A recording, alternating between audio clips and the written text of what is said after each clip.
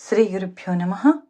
గురు పౌర్ణమికి సప్తాహాలు పూర్తి చేసుకునే క్రమంలో ఈరోజు మనం 3వ సప్తాహంలోని 6వ రోజు పారాయణ చేసుకోబోతున్నాం. ఓం సమర్థ సద్గురు శ్రీ సాయినాథాయ నమః. శ్రీ సాయిలీలామృతం అధ్యాయం 23 సమాధానమిచ్చే సమాధి. జీవన్ముక్తులు ప్రళయంలో కూడా నశించరని భగవద్గీత, యోగ వాసిష్టము చెబుతున్నాయి.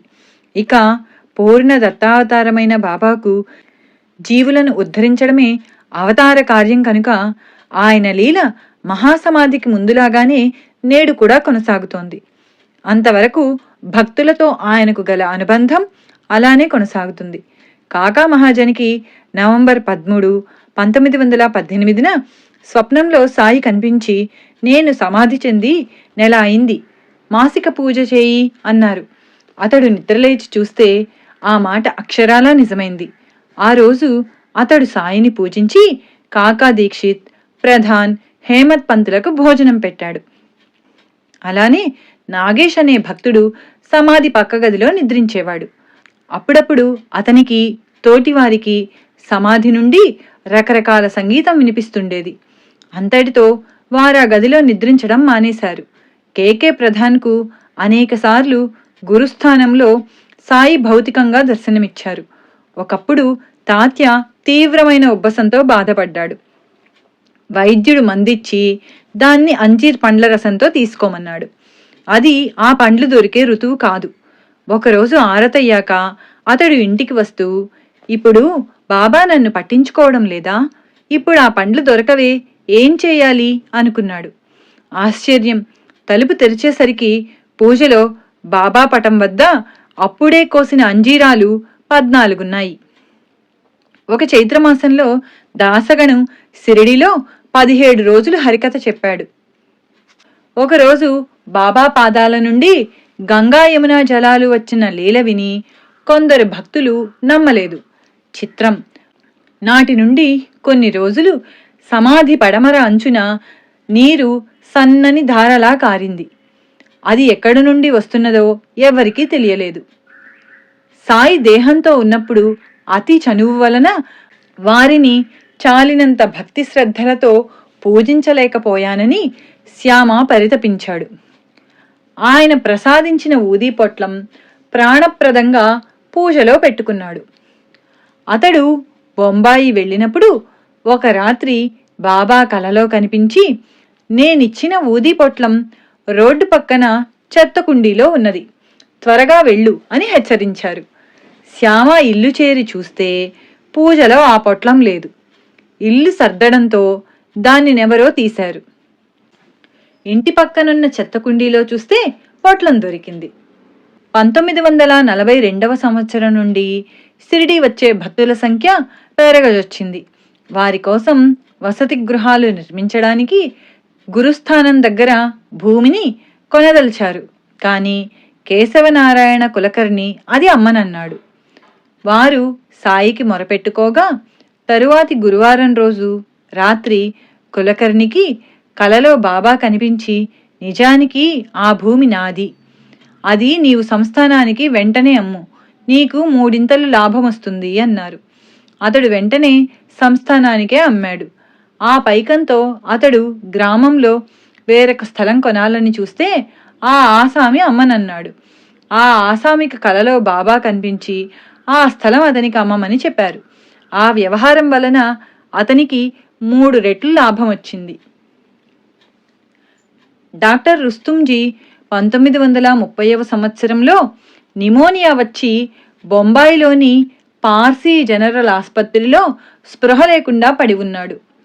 ఆ మైకంలో అతనికి ఒక ఫకీరు కనిపించి, నేనెవరో తర్వాత నీకే తెలుస్తుంది అని ఒకసారి అతని మంచం చుట్టూ తిరిగి అదృశ్యులయ్యారు. తరువాత డాక్టర్లు అతనిని పరీక్షించి అతడు ఆరోగ్యంగా ఉండడం చూచి విస్తుపోయారు. తనను కాపాడిన ఫకీరెవరా అని అతడు ఆలోచిస్తూ ఉండేవాడు. ఒకసారి బస్సులో సాటి ప్రయాణికుని దగ్గర ఒక పుస్తకంలో బాబా పటం చూచాడు. తనను కాపాడినది ఆయనేనని గుర్తించి వారి చరిత్ర పారాయణ, పూజ ప్రారంభించాడు.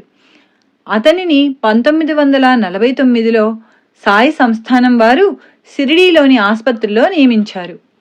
ఒకప్పుడు అతని భార్యకు కళ్ళ జబ్బు వచ్చింది. ఆమె రోజూ సాయి సమాధికి ప్రదక్షిణం చేసి తనకు వ్యాధి తగ్గితే సాయిబాబా పల్లకీకి స్వయంగా గుడ్డ కుట్టి సమర్పిస్తానని మొక్కుకున్నది. డాక్టర్లు ఆ వ్యాధికి మందు లేదని నిర్ణయించినా ఆమె వ్యాధి 1 సంవత్సరంలోగా తగ్గిపోయింది. ఆమె తన మొక్కు చెల్లించుకున్నది. భయంకరమైన క్షయవ్యాధితో బాధపడుతున్న శివశంకర్ దీక్షిత్కు ఒక రాత్రి కలలో ఎవరో ముస్లిం మహాత్ముని పటం కనిపించింది. అతడు నమస్కరిస్తుండగా స్వప్నంలోనే ఒక ఫకీరు అతని నొసట ఊది పెట్టి త్వరలో రోగం తగ్గుతుందని చెప్పాడు. మొదట అతడు ఆ స్వప్నాన్ని పట్టించుకోలేదు. కానీ నాటి నుండి ఏ మందు లేకుండానే వ్యాధి తగ్గిపోయింది. ఆ సంగతి విని ఆ ఫకీరు సాయి అయి ఉండవచ్చని ఒక మిత్రుడు చెప్పాడు. 4 రోజుల తర్వాత పిల్లలు ఆడుకుంటూ ఒక కాగితం అతని ముందు పడేసి వెళ్లారు. అందులో సాయి సమాధి చిత్రము, దానిపైన ఒక సాయి పటము ఉన్నాయి. తనకు స్వప్న దర్శనమిచ్చింది వారేనని గుర్తించి అతడు షిరిడీ వెళ్ళాడు. కానీ అక్కడ సమాధి మీద చిత్రపటానికి బదులు పాలరాతి విగ్రహం ఉన్నది. భక్తులను విచారించగా 1956 వరకు అక్కడ చిత్రపటమే ఉండేదని, ఆ సంవత్సరమే విగ్రహం ప్రతిష్ఠించారని చెప్పి ఆ ఫోటోను చూపారు. చిత్తూరు జిల్లాలోని ఒక గ్రామంలో 1959లో మొహరం పండగ నాడు ముస్లింలందరూ చేరారు. మౌల్వీ కూడా సిద్ధమయ్యాడు. కానీ పీరు ఎత్తవలసిన భక్తుడు రాలేదు. అప్పుడు అక్కడున్న కె తిరువెంగళంను పీరు ఎత్తమన్నారు. అతని నడుముకు పీరు కొయ్య కట్టి ఆ గుడ్డతో అతని ముఖం కప్పారు. వెంటనే అతనికి బాహ్య స్మృతి తప్పింది. నాకు ఒక్కసారిగా మెరుపుల కాంతి కనిపించింది. ఎక్కడా చిన్న రాయి కానీ గడ్డిపోచా కానీ లేని బ్రహ్మాండమైన మైదానం అన్ని వైపులా కనిపించింది. చిన్నపిల్లవానిలా ఉన్న నా వైపు చేతులు చాపుతూ దూరంలో ఒక ముసలాయన కనిపించారు. ఇంతలో ఎవరో నన్ను కదిలించడంతో నాకు మెలకువ కలిగింది. అప్పటి నుండి భక్తి గీతాలు, భగవద్గీత విన్నా, వెంకటేశ్వరుని చూచినా శరీరమంతా వణికి కన్నీరు కారుతుంది. ఒకసారి సాయి పటం కొన్నాను. ఎందుకోగాని ఆ మూర్తి నాకెంతో పరిచయంగా ఉన్నది. ఒకరోజు రేడియోలో భక్తి గీతము, నామావళి వినేసరికి నాకు బాహ్య స్మృతి తప్పి అలనాడు పీరు ఎత్తినప్పటి దర్శనమే అయ్యింది. అప్పుడు నాకు దర్శనమిచ్చిన మహనీయుడు సాయిబాబా అని గుర్తించగలిగాను అని వ్రాస్తున్నాడు ఆ ధన్యజీవి. నెల్లూరులో డాక్టర్ రాజగోపాలాచారికి 1938లో ఒకరోజు కలలో ఒక ఫకీరు కనిపించారు. ఆయన మోకాళ్ల వరకు పుండ్లున్నాయి. మరో రోజు గోడకున్న పటాల మధ్యనున్న బాబా పటంపై వారి దృష్టి పడింది. అందులో బాబాకు మోకాళ్ల వరకు చదులు పట్టి ఉన్నాయి. సాయికి వారి పటానికి భేదం లేదని డాక్టర్ గుర్తించాడు. నాటి నుండి వారింట సాయి భజన, పూజ ప్రారంభించారు. కొంతకాలానికి నెల్లూరులో చక్కని సాయి మందిరం వెలిసింది. బీబీ దూబే 1957లో ప్రమాదకరమైన ఉదర రోగంతో చాలా కాలం బాధపడ్డాడు. వైద్యులు కూడా ఆశ వదలడంతో శ్రీకృష్ణుని ధ్యానిస్తున్నాడు. నాటి తెల్లవారుజామున కలలో కఫ్ని, తలకు గుడ్డ ధరించిన ఒక మహనీయుడు కనిపించారు. వెంటనే అతడు, ఆహా, ఈయనే నా గురువు అని కేకపెట్టాడు. ఆ కేకకు అతనికే మెలకువ వచ్చింది. అయినా ఆ సంగతి అతనెవ్వరికీ చెప్పలేదు. సంవత్సరాలు దొర్లిపోతున్నా ఆ మహనీయుడు మరపు రాలేదు. ఆయన గురించి ఏమైనా తెలుస్తుందేమోనని ఎన్నో ఆధ్యాత్మిక గ్రంథాలు, పత్రికలు చదువుతూ ఉండేవాడు. అతనికి 1970లో హోషంగాబాద్ బదిలీ అయ్యింది. అతడక్కడ ఒక షాపులో ఆ మహనీయుని పటం చూచి విచారిస్తే ఆయన షిరిడీ సాయిబాబా అని మాత్రమే చెప్పగలిగారు. తర్వాత 1972లో ఉద్యోగరీత్యా పిపారియాకు వెళ్ళినప్పుడు అతని మిత్రుడు తన ఇంట్లో సాయపడం చూపి ఆయన లీలలు వివరించారు. తర్వాత అతడు 1973లో షిరిడీ వెళ్ళి అప్పటి నుండి సాయిని కొలుచుకుంటున్నాడు. శ్రీమతి సుశీలమ్మ గారికి చాలా కాలం బిడ్డలు లేకుంటే సాయిని పూజించుకోమని ఆమె అన్నగారు ఒక పటమిచ్చాడు. కొద్ది కాలానికి అబ్బాయి జన్మిస్తే సాయిబాబా అని పేరు పెట్టారు. ఒకసారి ఆమెకు తీవ్రంగా విరేచనాలై ఎన్ని మందులిచ్చినా తగ్గలేదు. ఆమె 21వ రోజు తెల్లవారుజామున బయటకు వెళ్ళలేక మంచం పక్కనే కూర్చుంది. సాయి గదిలో ప్రవేశించి, ఆ గూట్లో తాయెత్తుంచాను, కట్టుకో, బాధ తగ్గుతుంది, 3వ రోజు దాన్ని పారవి అని చెప్పి వెళ్ళిపోయారు. ఏ గూట్లో బాబా అని కేకలేస్తే అందరూ ఆమెకు భ్రమ కలిగింది అనుకున్నారు. కానీ గూట్లో చూస్తే తాయెత్తున్నది. అది కట్టగానే విరేచనాలు ఆగిపోయాయి. తర్వాత ఆమె భర్త పిళ్ళేగారు కొద్ది కాలానికి రిటైర్ అవుతారనగా వారి అబ్బాయి ఎంఎస్సి పాస్ అయి తుమ్మలగుంటలో బంధువులింట ఉండి ఉద్యోగ ప్రయత్నాలు చేశాడు. కొంతకాలానికి శ్రీ వెంకటేశ్వర విశ్వవిద్యాలయంలో ఇంటర్వ్యూ వచ్చింది. సిఫార్సు లేకుంటే వెళ్ళి ప్రయోజనం లేదని తెలిసినా తల్లి ప్రోద్బలం మీద హాజరయ్యాడు. ఆగస్టు 24, 1976న సుశీలమ్మకు సాయి స్వప్న దర్శనమిచ్చి, నీ బిడ్డ కాగితాలు తుమ్మలగుంట వచ్చాయి, తెప్పించుకొని ఉద్యోగంలో చేరమను అని 2-3 సార్లు చెప్పారు. తుమ్మలగుంట బంధువులు అప్పుడు కాళహస్తిలో ఉన్నారు. వాళ్లకు పిళ్ళే ఉత్తరం రాస్తే ఆ కాగితాలు తుమ్మలగుంట చేరాయని, వెంటనే అతడు ఉద్యోగంలో చేరాలని టెలిగ్రామ్ వచ్చింది.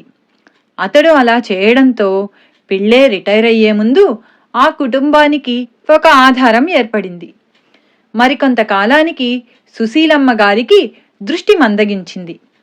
ఆమె బాధపడుతుంటే శ్రీ సాయి స్వప్నంలో కనిపించి, కర్మానుభవం తప్పదు, ఈ జన్మలో అనుభవిస్తావో మరు జన్మలో అనుభవిస్తావో చెప్పు అన్నారు. ఆమె చెప్పే లోపలే మెలకువ వచ్చింది.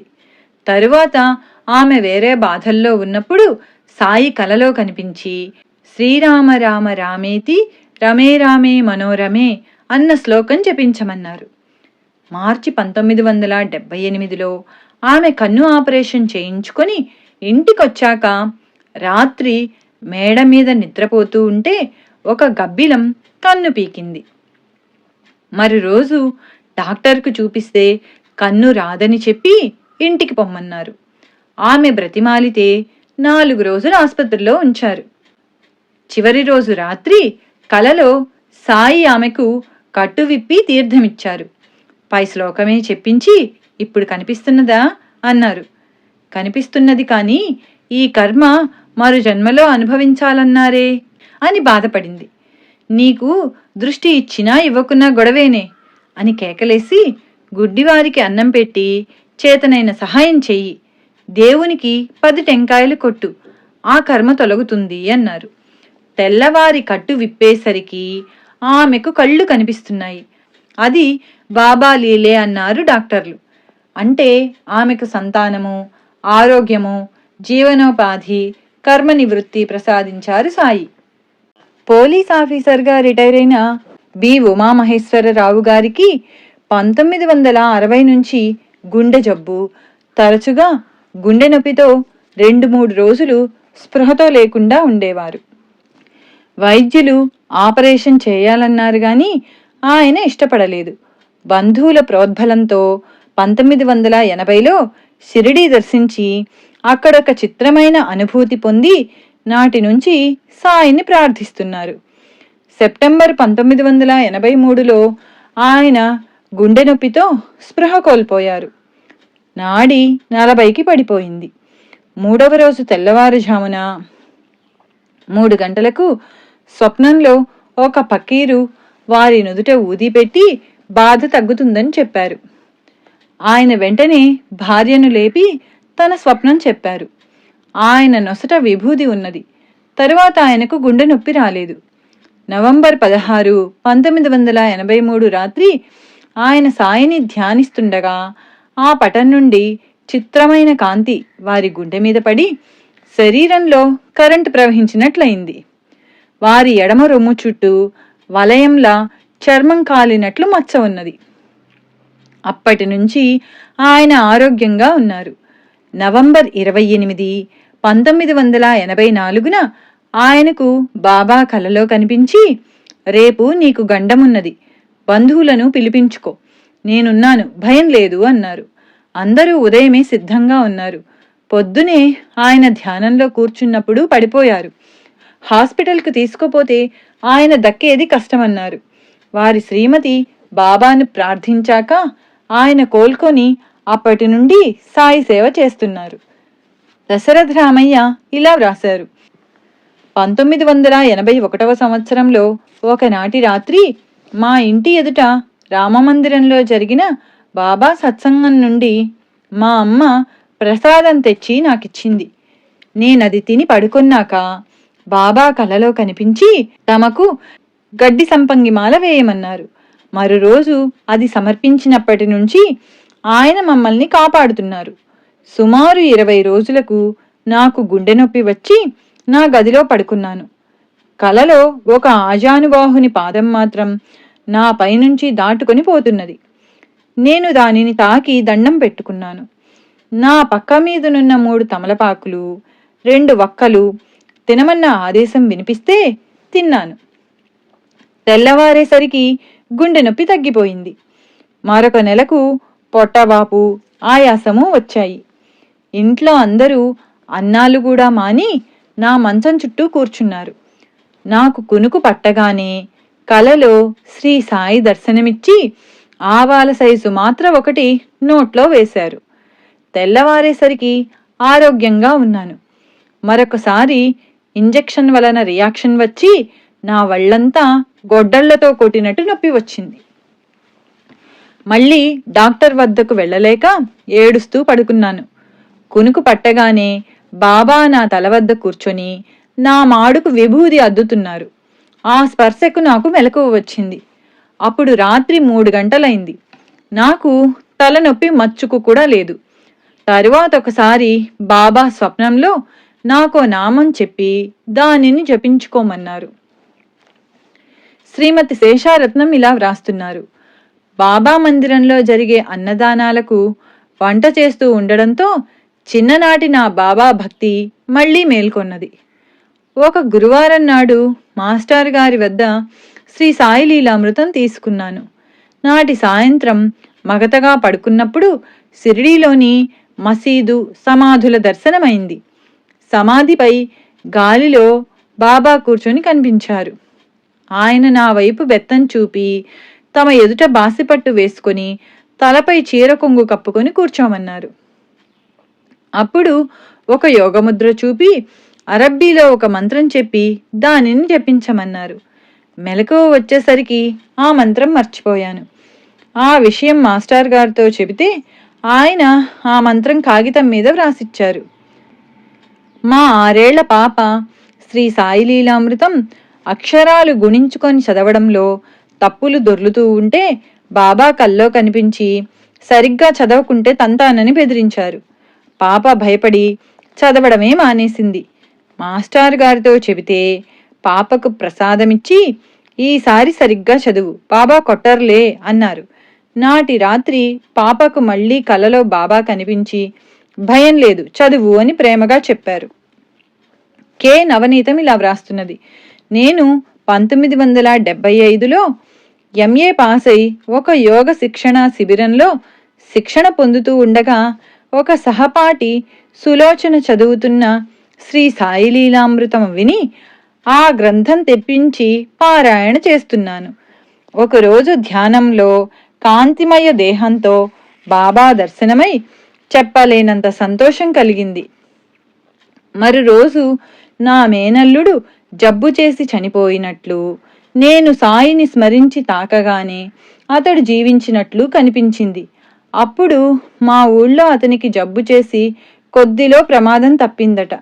ఒకప్పుడు ధ్యానంలో నా శరీరం పైకెగిరి దూరాన పడుతూ ఉండడం వలన ఒళ్ళు నొప్పులు జ్వరము వచ్చాయి. అప్పుడు ఊది తీసుకొని బాబా సందేశం కోసం శ్రీ సాయిలీలామృతం తెరచి చూస్తే ప్రధాన్తో అతని తల్లికి వచ్చిన పక్షవాతం గురించి సాయి 4 రోజుల్లో తగ్గుతుంది అని చెబుతున్నారు. అందువలన నాకెంత బాధగా ఉన్నా మందు తీసుకోలేదు. 4వ రోజు రాత్రి 9:30 గంటలకు కూడా నొప్పులు తగ్గేలా లేవు. నేను సులోచన బాబా గురించి మాస్టర్ గారి గురించి 11:30 దాకా మాట్లాడుకొని పడుకున్నాము. నిద్ర పట్టిన 5 నిమిషాలలో నన్నెవరో బలంగా అదిమేసినట్లయి భయంతో బాబా అని కేక కూడా పెట్టలేకపోయాను. తెల్లవారేసరికి నొప్పులన్నీ తగ్గిపోయాయి. నాటి నుండి నా నోటి వెంట శివనామం బదులు సాయినామం దొర్లుతూ ఉండడం నాకే ఆశ్చర్యమనిపించింది. షిరిడీలో సమాధి మీద ఉన్న విగ్రహం చెక్కడానికి బొంబాయి నుండి తాలిం అనే శిల్పి వచ్చాడు. అనేక కోణాలలో తీసిన సాయి ఫోటోలే లేవు. బాబాకు తీసిన ఫోటోలు చాలా కొద్ది, అవి కూడా వేరు వయస్సులకు చెందినవి.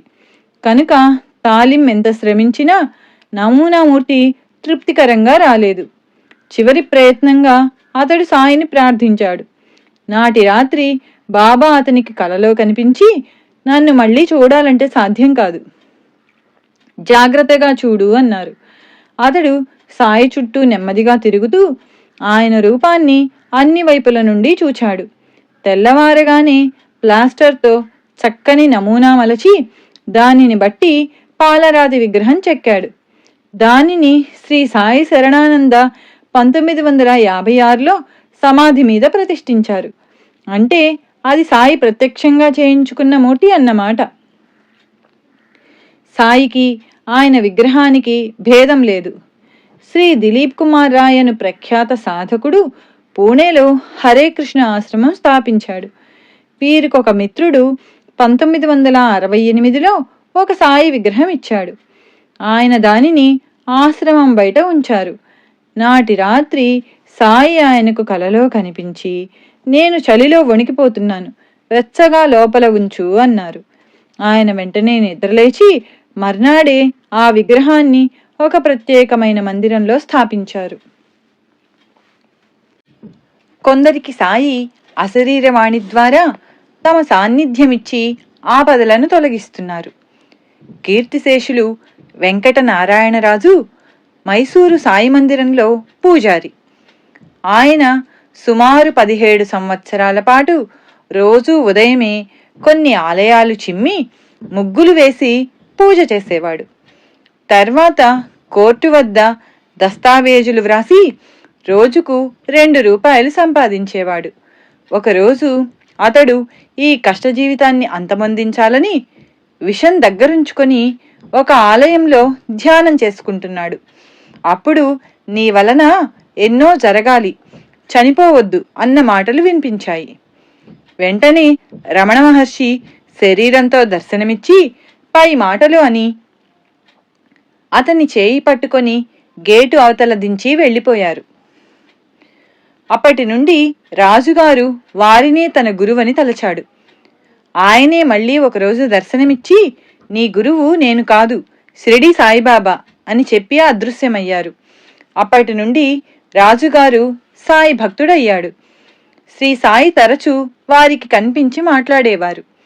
ఎన్నోసార్లు కాకి, కోతి, ఆవుల రూపాలలో వారి ఇంటికి వస్తే రాజుగారి భార్య గుర్తించక అదిలించేదట. తర్వాత బాబా అతనితో, నేను వస్తే అమ్మ అదిలించింది అనేవారు. రాజుగారు కొంతకాలం ఒక మార్వాడి వద్ద లెక్కలు వ్రాసేవారు. ఒకరోజు బాబా, నీవిక కలం పట్టవద్దు, నా సేవ చేసుకో, అన్నం అదే వస్తుంది అన్నారు. రాజు వెంటనే ఆ పని మానేశాడు. ఒకరోజు వారింట్లో బియ్యం లేవు. నాడు ఆ మార్వాడి భార్యకు బాబా పటంలో నుంచి వెంటనే రాజుకు బియ్యం పంపించు అని ముమ్మారు వినిపించి ఆమె వెంటనే బస్తా బియ్యం పంపింది గాని రాజుగారు ఇవి తీసుకోమని సాయినాతో చెప్పాలి కదా అన్నారు. బాబా తర్వాత అతన్ని అలానే ఆజ్ఞాపించారు. మరొక రోజు అతని భార్య బెంగుళూరు వెళ్లారు. ఇంట్లో తినడానికి ఏమీ లేదు. రాజుగారు సాయియే తనకన్ని ఏర్పాట్లు చేస్తున్నారు కదా అని తలచి దక్షిణ నుండి 10 రూపాయలు తీసుకోబోయారు. వెంటనే బాబా చెంప మీద కొట్టి, నా డబ్బు తీసుకుంటావట్రా అన్నారు. అతడు నివ్వెరబోయి వీధిలోకి వెళ్ళగానే అతని బాల్య స్నేహితుడు కనిపించి బలవంతంగా హోటల్లో భోజనం పెట్టించాడు. తర్వాత ఆ మిత్రుడు ఆ రోజు ఊళ్ళోనే లేడని తెలిసింది. రాజుగారు మైసూరు సాయిబాబా మందిరంలో చాలా కాలం సేవ చేసి ఇటీవలే పరమపదించారు. ఎఫ్ఎం బంగారా కొత్త ఢిల్లీ నుంచి ఇలా వ్రాశారు. పార్సీ సాంప్రదాయకురాలైన నా భార్య బాబాలను నమ్మదు. నేను మాత్రం నమ్ముతాను. 1956వ సంవత్సరంలో ఒక సాయిబాబా క్యాలెండరు మా ఇంట్లో ఉండేది. ఒకరోజు అనాలోచితంగా ఆయనకు నమస్కరించి ఆయన గురించి ఏమీ తెలియకుండానే అలా ఎలా చేశానని ఆశ్చర్యపోయాను. ఇల్లు సర్దుతుండగా నా భార్యకు ఆ గది నుండి, బిడ్డ నాకు మాల వేయి, మేలు జరుగుతుంది అని వినిపించిందట. ఆమె వెంటనే ఆ క్యాలెండర్కు మాల వేసింది. అప్పటి నుండి దానిని పూజిస్తున్నాము. అప్పట్లో మేము ఆర్థిక ఇబ్బందుల్లో ఉన్నాము. ఆమె మా కుటుంబ శ్రేయస్సు కోసము మాకు బాబు పుట్టాలని సాయిని ప్రార్థించింది. ఏడాదిలోగా మాకు బాబు పుట్టాడు. నా జీతం కూడా పెరిగి మంచి బ్యాంక్ ఆఫీసర్గా పేరొచ్చింది. అలా మేము కోరుకున్నదల్లా జరిగేది. అవసరంలో ఆయన సందేశం కూడా అందేది. కానీ ఇవన్నీ మా భ్రాంతులేమో అనుకునేవాళ్ళం. ఒకరోజు నేను ఇన్స్పెక్షన్ కోసం వెళ్తుంటే సాయంత్రానికి తిరిగి రావాలని నా భార్య పట్టుబట్టింది. కానీ బాబా దగ్గర నాకు నీవీరోజు తిరిగి రాలేవు అని వినిపించింది. దారిలో ఒక చోట రైలు గేటు వేస్తే ఆగాము. పక్క బస్సులోని పెద్ద మనిషి మా డ్రైవర్తో మాట్లాడి మా కారులో కూర్చున్నాడు. నాకు కోపం వచ్చింది, కానీ అతనిని బాబా పంపారని సర్దుకున్నాను. తర్వాత ఒక ఘాట్ రోడ్డు మలుపులో కారు బ్రేకులు విరిగిపోయాయి. కారు వేగంతో పల్లానికి దిగుతోంది. ఎడమవైపు పెద్ద లోయ ఉన్నది. డ్రైవరు కారును కుడివైపు కొండకు మోటింపజూచినప్పుడల్లా ఏదో ఒకటి ఎదురొచ్చి కొద్దిలో ప్రమాదం తప్పుతోంది. బాబా మాటలు జ్ఞాపకం వచ్చి నాకు మరణం తప్పదనిపించింది. నా హస్తరేఖలు అలానే సూచిస్తున్నాయి. నేను భయంతో, సాయి, నా కుటుంబం కోసమైనా నన్ను రక్షించు అని ప్రార్థించాను. వెంటనే టైరు బ్రద్దలై కారు ఆగింది. డ్రైవరు టైరు మార్చి బయలుదేరాక మర్నాడే ఇల్లు చేరగలిగాను. బాబా మాటే నిజమైంది.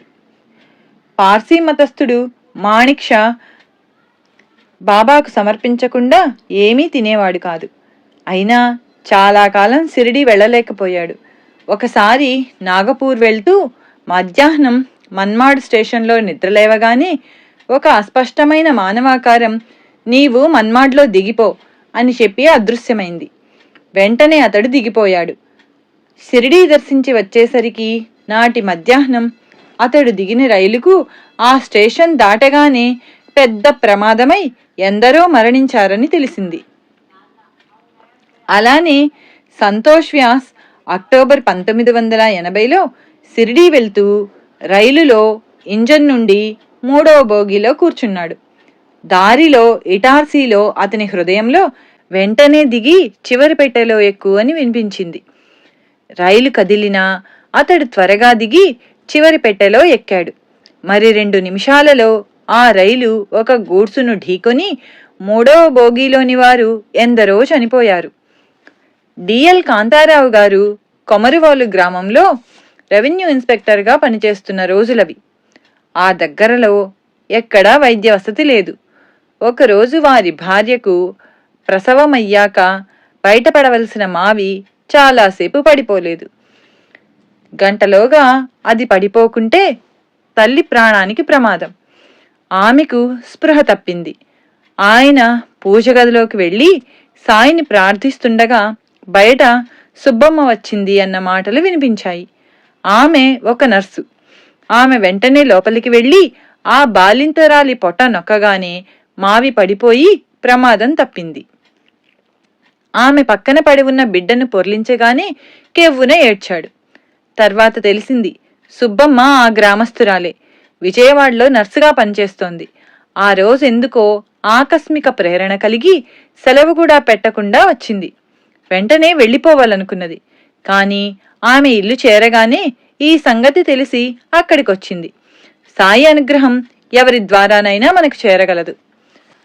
మహాసమాధి తర్వాత కూడా సాయి పలుకుతున్నా అది ఆయన శరీరంతో ఉన్నదానితో సమానంగా కాదు అనుకుంటాము. దాసగణతో కలిసి 1924లో శ్రీరామనవమికి షిరిడీ వెళ్ళి తిరిగి వస్తున్నారు రామచంద్ర పాఠేవర్, అతని భార్య. మధ్యలో శ్రీమతి పాఠేవర్కు దాహమేస్తుంటే రైలు దిగి దూరాన పంపు దగ్గరకు వెళ్లగానే రైలు కదిలింది. ఆమె తొందరగా ఒక పెట్టెలో ఎక్కబోయి కాలు జారి రైలుకు ప్లాట్ఫారంకు మధ్యలో పడిపోయింది. అందరూ కేకలు పెట్టి గొలుసులాగారు. రైలు కొంచెం ముందుకు పోయి ఆగింది. ఆమె భద్రంగా ప్లాట్ఫారం పైకెక్కి కంగారు పడుతున్న జనంతో ఇలా చెప్పింది: కాలు జారగానే నాకేమీ తోచక బాబాను తలచాను. ఆయన నా పక్కనే కనబడి తమ చేతితో నన్ను ప్లాట్ఫారం కిందకు అదిమిపెట్టి నా పక్కనే ఉన్నారు కనుక నాకిక భయమేయలేదు. నేను పైకొచ్చే వరకు ఆయన కనిపిస్తూనే ఉన్నారు. ఆర్ఎస్ చిట్నీస్ 1950లో ఎవరో మహాత్ముని చిత్రపటం చూచి మంత్రముగ్ధుడయ్యాడు. ఆయన బాబా అని తెలిసాక వారి చరిత్ర చదివి 1952లో షిరిడీ వెళ్లి సాయి సమాధిని చూడగానే అతని జీవితమే మారిపోయి అపారమైన శాంతి అనుభవమైంది. అప్పటి నుండి బాబాను పూజించుకుంటున్నాడు. 1957వ సంవత్సరంలో తన చెల్లెలికి జబ్బు చేసిందని తెలిసి విమానాశ్రయంలో కూర్చున్నాడు. తాను బొంబాయి చేరేలోగా తన చెల్లెలికి జబ్బు తగ్గించమని ప్రార్థిస్తున్నాడు. ఇంతలో అతని పక్కనే కాళ్లకు చెప్పులు లేకుండా తెల్లని కఫ్ని, తలకు గుడ్డా ధరించిన ఒక వృద్ధ ఫకీరున్నారు. ఆయన నిరాశగా చేతులు తలా తిప్పి అదృశ్యమయ్యారు. ఇంకెవరూ ఆయన్ను చూడలేదట. అతడు బొంబాయి చేరేసరికి అతని చెల్లెలు మరణించింది. 1965వ సంవత్సరంలో అతనికి విపరీతమైన కడుపు నొప్పి వచ్చి నీరు త్రాగడం కూడా కష్టమైంది. డాక్టర్లు ఆపరేషన్ చేయాలంటే అతడు భయపడి బాబాను ప్రార్థించాడు. నాటి రాత్రి కలలో భయంకరులు నలుగురు అతని పైబడ్డారు. వెంటనే సాయి వారి పైబడి తరిమేశారు. తెల్లవారేసరికి చిట్నీస్కు జబ్బే లేదు. 1966వ సంవత్సరంలో ఒక గురువారం సాయి చరిత్ర పారాయణ పూర్తి చేసి ఆగ్రా వెళ్లి దారిలో సాయి దర్శనమివ్వాలని ప్రార్థించాడు. సుమారు 60 మైళ్లు వెళ్ళాక కారు అకస్మాత్తుగా నిలిచిపోయింది. బాబా వంటి ఫకీరొకరు కారు పక్క నుండి ఆశీర్వదించి దక్షిణ తీసుకుని మాయమయ్యారు. డ్రైవరు బ్రేకులు వేయకపోయినా కారు ఆగిపోవడం, చిట్నీస్కు, వారి అబ్బాయికి, డ్రైవర్కు తప్ప కారులోని మరెవ్వరికి ఆ ఫకీరు కనిపించకపోవడమే చిత్రం. ఇలాంటి అనుభవాలు సాయి అన్ని మతాల వారికి ప్రసాదిస్తున్నారు. ఓస్బోర్న్ అనే ఆంగ్లేయుడితో 1960లో కలకత్తాలో పక్క ఇంట్లో ఉన్న కుమారి డట్టన్ తన అనుభవం ఇలా చెప్పింది. ఆమె కొంతకాలం ఒక క్రైస్తవ మఠంలో ఉన్నాక అధికారులతో భేదం వచ్చింది. తాను ఆశ్రమం విడిచిపోయాక తన గతేమిటని ఆలోచిస్తూ దిగులుగా కూర్చున్నది. ఒక ఫకీరొచ్చి భయం లేదు, అంతా బాగుంటుంది అని చెప్పి దక్షిణ కోరాడు. వెంటనే ఆమెకు ప్రశాంతి కలిగింది. ఆమె వద్ద పైకం లేదంటే ఆయన, నీ సొరుగులో 35 రూపాయలున్నాయి చూడు అన్నారు. చూస్తే పైకమున్నది కాని ఫకీరే లేడు. క్రైస్తవ స్త్రీల ఆశ్రమంలోకి పురుషుడు, ముస్లిము అయిన ఫకీరు ఎలా వచ్చాడన్నదే ఆశ్చర్యం. ఆమె ఆశ్రమం విడిచాక ఆమె మేనల్లుడు ఆమెనెంతో ప్రేమగా చూసుకుంటున్నాడు. ఇదంతా విని ఓస్బోర్న్ అప్పుడు ఆమెకు సాయిపటం చూపాడు. ఆమె ఆశ్చర్యంతో, నాకు దర్శనమిచ్చింది వీరే అన్నది.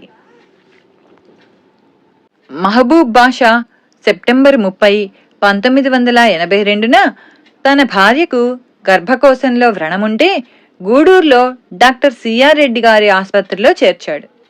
ఆపరేషన్ జరుగుతున్నది. ఆపరేషన్ మధ్యలో ఆమె పరిస్థితి ప్రమాదించింది. భాష ఒక్కడే డాక్టర్ గారి గదిలోని బాబా పటం ముందు నిలిచి కన్నీటితో ప్రార్థిస్తుండగా వెనుక నుండి తెల్లని గుడ్డలు ధరించిన ఒక ఆజానుబాహువు భుజం తట్టి, నీ భార్యకు ఏమీ అవదు, బాధపడకు అన్నారు. భాష కన్నీరు తుడుచుకొని మళ్లీ వెనుకకు తిరిగి చూచేసరికి అక్కడెవరూ లేరు. మరుక్షణమే రోగికి ప్రమాదం తప్పిందని నర్సు చెప్పింది. కర్నూలు నుంచి దయాల్ శరణ్ ఇలా వ్రాశారు. 1981 సంవత్సరంలో శ్రీ సాయి లీలామృతము, శ్రీ గురుచరిత్ర పారాయణ చేసి శ్రీ అయ్యప్ప దర్శనానికి వెళ్ళాను. వ్యాన్లో కొంత దూరం వెళ్ళాము. తర్వాత ఇరుముడితో కొండల మీదుగా కొంత దూరం వెళ్ళాక 49 సంవత్సరాల వయసు గల నాకు నీరసమొచ్చి దిక్కుతోచక బాబాను ప్రార్థించాను. కొద్ది క్షణాలలో చేతిలో కర్ర, కాళ్లకు రబ్బరు చెప్పులు వేసుకున్న ఒక వృద్ధుడొచ్చి నా ఎడమ చేయి తన చంకలో పెట్టుకొని, భయం లేదు, నిదానంగా నా వెంట నడువు అన్నారు. వెంటనే నీరసమంతా పోయింది. ఈయనెవరు కొండపైకి చెప్పులతో వచ్చాడు అనుకున్నాను. ఆ జనం తొక్కిడిలో కొందరు కాలు జారి పడుతున్నారు, కొందరి ఇరుముడులు పడిపోయాయి. అందరూ ఎంతో శ్రమపడి నడుస్తున్నారు. అరగంటలో లైట్లతో వెలుగుతున్న ఒక చోటుకు రాగానే నా చేయి వారి చంకలో నుంచి జారిపోయింది. వారికి కృతజ్ఞత చెప్పాలని చూస్తే ఆయనెక్కడా కనిపించలేదు. అందరి కాళ్ళు పరీక్షగా చూచాను, కాని చెప్పులేసుకున్న వాళ్ళెవరూ లేరు. ఆ రూపంలో సాయియే నన్ను గమ్యం చేర్చారు. ఒకరోజు షిరిడీకి 600 మంది భక్తులు వస్తున్నామని సాయి సంస్థానాధికారి పాఠక్ గారికి కబురు చేశారు. వారి ఏర్పాటుకు 1200 రూపాయలు కావాలి. కానీ నాటి నిధులు ట్రెజరీలో జమ చేశామే, ఎలా అనుకుంటూ ఉంటే ఎవరో ఇద్దరొచ్చి, మేము త్వరగా వెళ్ళాలి, ఈ పైకం రేపు వినియోగించండి అని బ్రతిమాలి 1200 ఇచ్చి వెళ్ళిపోయారు. వాళ్ళు షిరిడీ గ్రామస్తులమని చెప్పారు. కాని విచారిస్తే ఆ గ్రామస్తులు కారని తెలిసింది. 3వ రోజు ఒక భక్తుడు పాఠక్తో, సాయి అబ్దుల్లా వచ్చి మీకు డబ్బిచ్చినట్లు నాకు 3 రోజుల క్రితం కలొచ్చింది అన్నాడు. బాబా తమ భక్తులనెన్నడూ పస్తుంచనన్నారు. బోరీబందర్కు చెందిన ఒక అడ్వకేట్ షిరిడీ వెళ్తుంటే టికెట్టు 100 రూపాయలు రైల్లో ఎవరో దొంగిలించారు. ఆ సంగతి ఎంత చెప్పినా టికెట్ కలెక్టర్ వినలేదు. అంతలో ఒక వృద్ధుడు అతని చేతికి ఒక టికెట్ ఇచ్చి తన వారొకరు రానందున ఆ టికెట్ అదనంగా ఉందని చెప్పాడు. తాను సాయి భక్తుడనని పరిచయం చేసుకుని అతని షిరిడీ ఖర్చులన్నీ కూడా భరించి బాబా చరిత్ర గ్రంథం కూడా ఇచ్చాడు. బొంబాయిలో తన చిరునామా కూడా ఇచ్చి వెళ్ళిపోయాడు. అడ్వకేట్ తిరిగి వస్తూ దారిలో చరిత్ర గ్రంథం తెరవగానే దానిలో 10 రూపాయల నోట్లు 10 ఉన్నాయి. అతడు ఇల్లు చేరేసరికి రైల్లో పోయిన పర్సు బాబా పటం దగ్గర ఉన్నది. ఆ వృద్ధుడికి ఇవ్వవలసిన పైకం తీసుకువెళ్లి బొంబాయిలో విచారిస్తే అతని ఆచూకీయే లేదు. ఆ వృద్ధుడు శ్రీ సాయిబాబాయే. రాహురిలో కులకర్ణి తండ్రి 1965లో జబ్బుపడ్డప్పుడు ఒక పకీరు వచ్చారు. రోగి భార్య ఆయనకు భిక్ష ఇచ్చి తన భర్తను రక్షించమని కోరింది. ఆయన చిటికెడు పాదధూళి ఇచ్చి, దీనిని నీళ్లలో వేసి తాగమను, 3 రోజుల లోపల తగ్గుతుంది, వెంటనే నా దర్శనానికి షిరిడీ రమ్మను అని చెప్పి వెళ్ళిపోయారు. అలానే 3 రోజుల్లో అతని రోగం తగ్గింది. ఆ కుటుంబం షిరిడీ వచ్చి స్థిరపడ్డారు. 1976 సంవత్సరంలో కులకర్ణికి జబ్బు చేసింది. ఒకనాటి రాత్రి అతనికి మెలకువ వచ్చేసరికి బాబా అతని పక్కనే కనిపించారు. అప్పుడు తలుపులు వేసే ఉన్నాయి. ఇంట్లో దొంగ దూరాడని అతను కేకలేసేసరికి బాబా నవ్వి ఆశీర్వదించి మాయమయ్యారు. తెల్లవారేసరికి అతని జబ్బు తగ్గిపోయింది. ఒక పేద వితంతువు 1956లో పోలియో వచ్చిన తన కొడుకును షిరిడీ తీసుకొచ్చింది. అతన్ని కూలివాని భుజం మీద కూర్చోబెట్టి సమాధికి ప్రదక్షిణం చేయిస్తోంది. అది సిగ్గనిపించి అతడొకరోజు తన బదులు తల్లినే ప్రదక్షిణ చేయమని చెప్పి ఒంటరిగా గదిలో కూర్చున్నాడు. అకస్మాత్తుగా ఒక సాధువు అతని ఎదుట కనిపించి బలవంతంగా అతనిని లేవదీసి సమాధి వద్దకు తీసుకువెళ్ళాడు. అక్కడ అతన్ని ఒక స్తంభం పట్టుకో నించోమని చెప్పి ఆయన మాయమయ్యాడు. తర్వాత కొడుకు తనతో కూడా నడవడం చూచాక గాని తల్లి అతని మాట నమ్మలేదు. బొంబాయిలో ఉద్యోగం చేస్తున్న కరుణాకర్ ఉబ్బసం బాధ భరించలేక ఉద్యోగం మాని షిరిడీ చేరి అక్కడ చావడిలో సేవ చేస్తున్నాడు. ఒక రాత్రి అతడు తీవ్రమైన జ్వరము, దగ్గుతో బాధపడుతున్నాడు. కొద్ది కునుకు పట్టగానే కలలో సాయి కనిపించి ధునిలో కొబ్బరికాయ, అగరవత్తులు, కర్పూరము సమర్పించు అన్నారు. అతడు మరో రోజు ధుని పూజ చేశాక పగలు బాధలు తగ్గి రాత్రి మాత్రం రాసాగాయి. అతడు ఒంటిపూట భోంచేస్తూ పగలంతా పనిచేసేవాడు. ఆ రోజుల్లో శివనేశన్ స్వామి మధ్యాహ్న భోజనమయ్యాక ద్వారకామాయిలోని రథశాలలో పడుకునేవారు. ఒకరోజు సాయంత్రం 4 గంటలకు కరుణాకర్ ఆయన వద్దకొచ్చి, నాకు మీరేమైనా తినడానికి ఇచ్చారా అన్నాడు. లేదన్నారు స్వామి.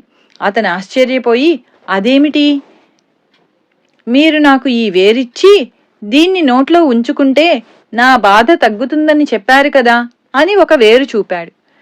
ఇద్దరూ ఆశ్చర్యపోయి అది సాయి లీలే అని గుర్తించారు. దానితోనే అతని ఆరోగ్యం బాగుపడింది. అతడు షిరిడీ విడిచి వెళ్తే వ్యాధి మళ్లీ వచ్చి తిరిగి షిరిడీ రాగానే తగ్గేది. అందుకే అతడు షిరిడీలో ఉండిపోయాడు. జేవి రమణమూర్తి ఇలా వ్రాశారు, స్వతహాగా నేనెంతో కోపిష్టిని, ఎన్నో అపరాధాలు చేశాను. శ్రీ సాయి లీలామృతం ఒకసారి చదివాక నాకు కోపం తగ్గిపోయింది. కొంతకాలానికి నేను శుష్కిస్తూ ఉంటే డాక్టర్లు పరీక్ష చేసి క్యాన్సర్ అన్నారు. నేను చికిత్సకు మద్రాసు వెళ్లాలని 3,000 రూపాయలు సిద్ధం చేసుకుని జూన్ 25 సాయంత్రం శ్రీ సాయి లీలామృతం పారాయణ చేస్తుండగా ఒక వృద్ధ బ్రాహ్మణుడు విఠల్నామం ముద్రించిన శాలువ కప్పుకొని వచ్చాడు.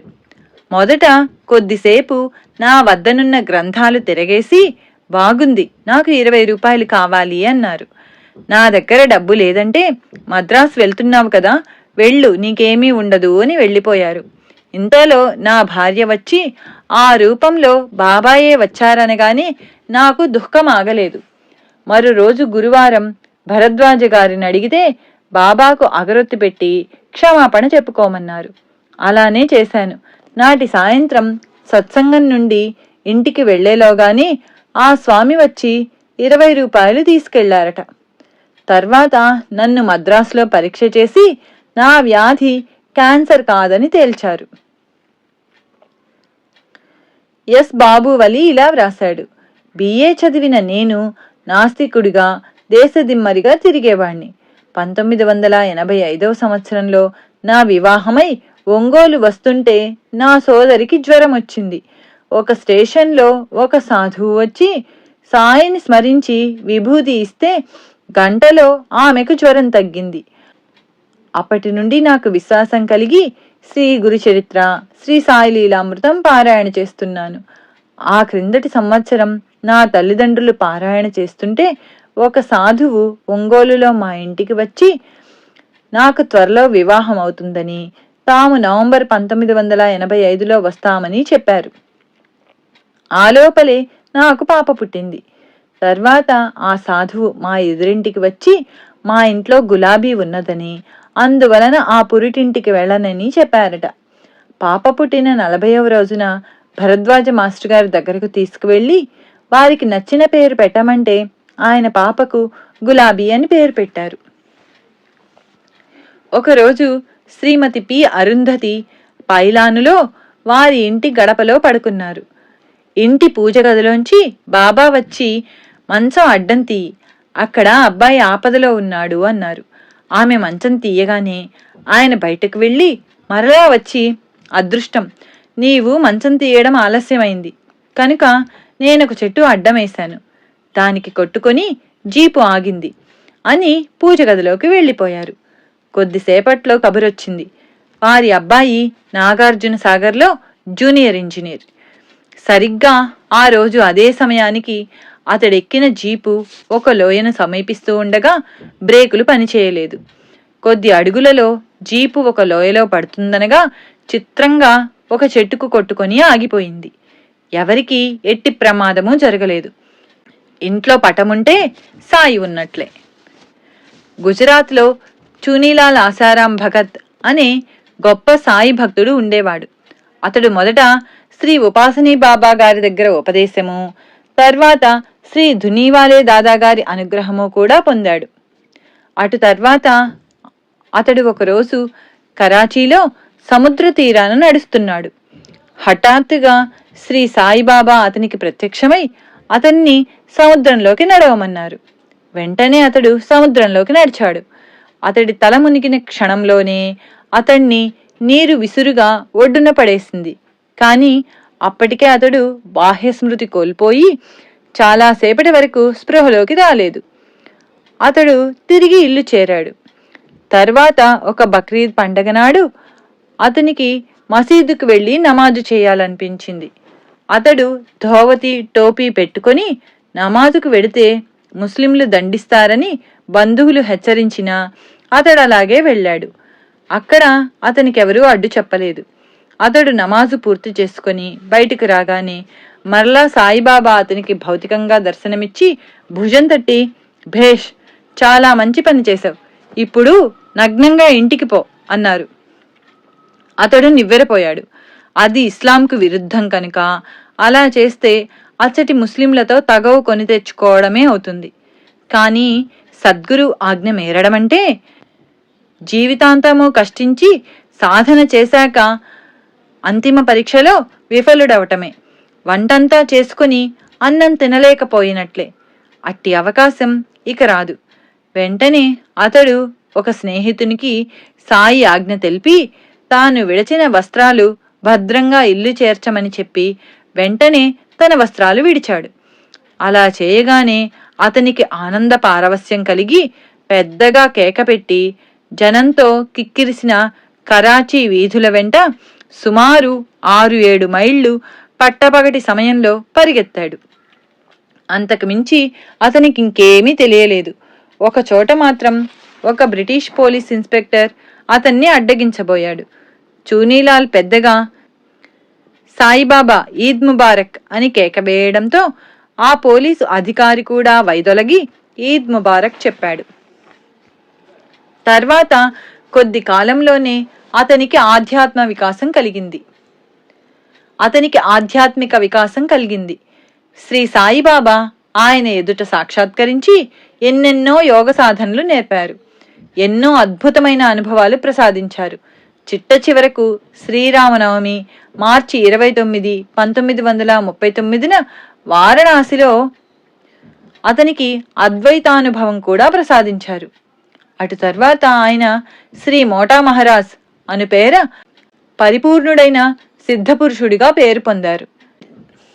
నశ్వరమైన శరీర సౌఖ్యాల పట్ల ఉదాసీనత చెంది అత్యంతిక సుఖం కోసం యత్నించే భక్తులకు పరమార్థాన్ని చేకూర్చడం శ్రీ సాయిబాబాకు ఎంతో సంతోషం అన్న శ్రీ సాయి సచ్చరిత్ర మరాఠీ వాక్యం ఎంత సార్థకమో.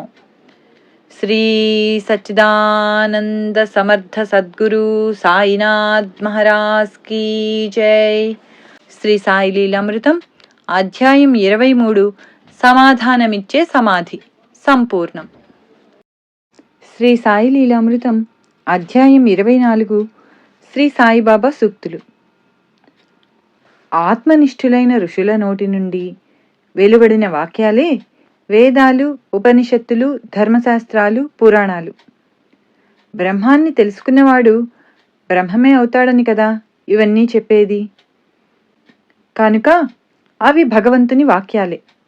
ఏ శాస్త్రంలో ఆరితేరిన వారి నోట ఆ శాస్త్రమే పలుకుతుంది. కారణం అది వారి అనుభవం. వారు ఆ రీతిన సాధన చేసి పూర్ణులయ్యారు కనుక వాటి అర్థాన్ని కూడా మళ్ళీ వారే మనకు చక్కగా వివరించగలరు. రోగికి వైద్య గ్రంథం కంటే ఆరితేరిన వైద్యుడే మేలు చేయగలిగినట్లు శాస్త్రవాక్యం కంటే కూడా మహనీయుల వాక్యమే ఎక్కువ ప్రమాణం. అందుకే వారిని ఆశ్రయించాక సర్వధర్మాన్ పరిత్యజ్య అన్న సూత్రాన్ని పాటించాలి. అందుకే సద్గురువును ఆశ్రయిస్తే శాస్త్ర షట్కం అక్కర్లేదు అన్నారు సాయి. అంతేకాదు, పరబ్రహ్మస్వరూపులైన మహనీయుల అనుభవం నుండి వెలువడే వాక్యాలు వేదం వలె మంత్రాలు. వాటిని శ్రవణం చేసి మననం చేసి జీవించాలి. అదే ఉపనిషత్తులు, భగవద్గీత చెప్పేది. అనేక సందర్భాలలో వేరువేరు భక్తులతో శ్రీ సాయి చెప్పిన వాక్యాలు ఒక వరుసలో కూర్చుకొని చదివితే సంపూర్ణమైన ఆధ్యాత్మ బోధ లభిస్తుంది. కనుక వాటిని వేరువేరు సూక్తులుగా కాక వరుసలో కూర్చుకొని చూస్తే కానీ వాటికి సరి అయిన అర్థం బోధపడదు. బాబా: ఆద్యంతాలు లేని ఈ పాదాలు పరమ పవిత్రమైనవి. నాపై పూర్తి విశ్వాసముంచు, నీ కోరిక నెరవేరుతుంది. నాపై నీ దృష్టి నిలుపు, నేను నీపై నా దృష్టి నిలుపుతాను. నిన్ను చివరికంట గమ్యం చేరుస్తాను. నన్ను నమ్మిన వారిని ఎన్నడూ పతనం కానివ్వను. ఈ సద్బ్రాహ్మణుడు లక్షలాది జనాన్ని శుభ్రమార్గంలో గమ్యం చేరుస్తాడు. నన్నే ధ్యానించి నా లీలలు గానం చేసేవారు నేనుగా మారిపోతారు. వారి కర్మ నశిస్తుంది. నేనెప్పుడూ వారి చెంతనే ఉంటాను. నా సమాధి నన్ను ఆశ్రయించిన వారితో మాట్లాడుతుంది, వారి వెంటనే తిరుగుతుంది. నా సమాధి నుంచి కూడా నేను నా కర్తవ్యం నిర్వర్తిస్తాను. నా నామం పలుకుతుంది, నా మట్టి సమాధానం చెబుతుంది. అలా చేస్తే నీవు వేల మైళ్ళ దూరాన ఉన్న చివరి క్షణంలో నా చెంత చేర్చుకుంటాను. నేను ఎందరినో కాపాడడానికి వేల క్రోసులు వెళ్ళాలి. ఈ నా దేహం ఎవరి సేవకుడు కాదు, అది అల్లాకు మాత్రమే బానిస. బాబాని ఎలా ధ్యానించాలి? నేను భగవంతుని బానిసను. భగవంతుడే యజమాని. బ్రహ్మ నా తండ్రి, మాయ నా తల్లి. వారి ఐక్యం వల్లనే నాకీ దేహం వచ్చింది. నేనే దైవం. నేనే షిరిడీలోనూ ఎల్లడలా ఉన్నాను. సర్వజగత్తు నాలోనే ఉన్నది. నీవు చూసేదంతా కలిసి నేను. సాయి షిరిడీలోనే ఉన్నారనుకునేవారు నన్నసలు చూడనట్లే. అన్నీ నావే. నేనే అన్నీ అందరికీ ఇచ్చేది. నా ఆజ్ఞ లేక ఆకైనా కదలదు. నేను అందరినీ సమానంగానే చూస్తాను. నాకెవ్వరి మీద కోపం రాదు. తల్లికి ఎప్పుడైనా బిడ్డపై నిజంగా కోపం వస్తుందా? సముద్రం ఎన్నడైనా నదులను తిప్పివేస్తుందా? జగత్తు సంసారము. ఈ ప్రపంచం చాలా వింతైనది. అందరూ నా ప్రజలే. నేను అందరినీ సమానంగానే చూస్తాను. కానీ ఈ ప్రపంచం మన మధ్య నీవు నేను అనే భేదమనే అడ్డుగోడ నిలుపుతుంది. అందుకే 10 మంది ఒక చోట చేరితే ఏదో ఒక గొడవ రేగుతుంది. వారిలో కొందరు దొంగలవుతారు. వారికి నేను చేయగలిగినది ఏమున్నది?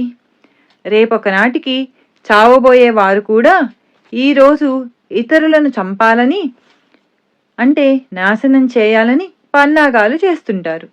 వారు నాకెంతో బాధను కలిగిస్తారు. తరించే మార్గం?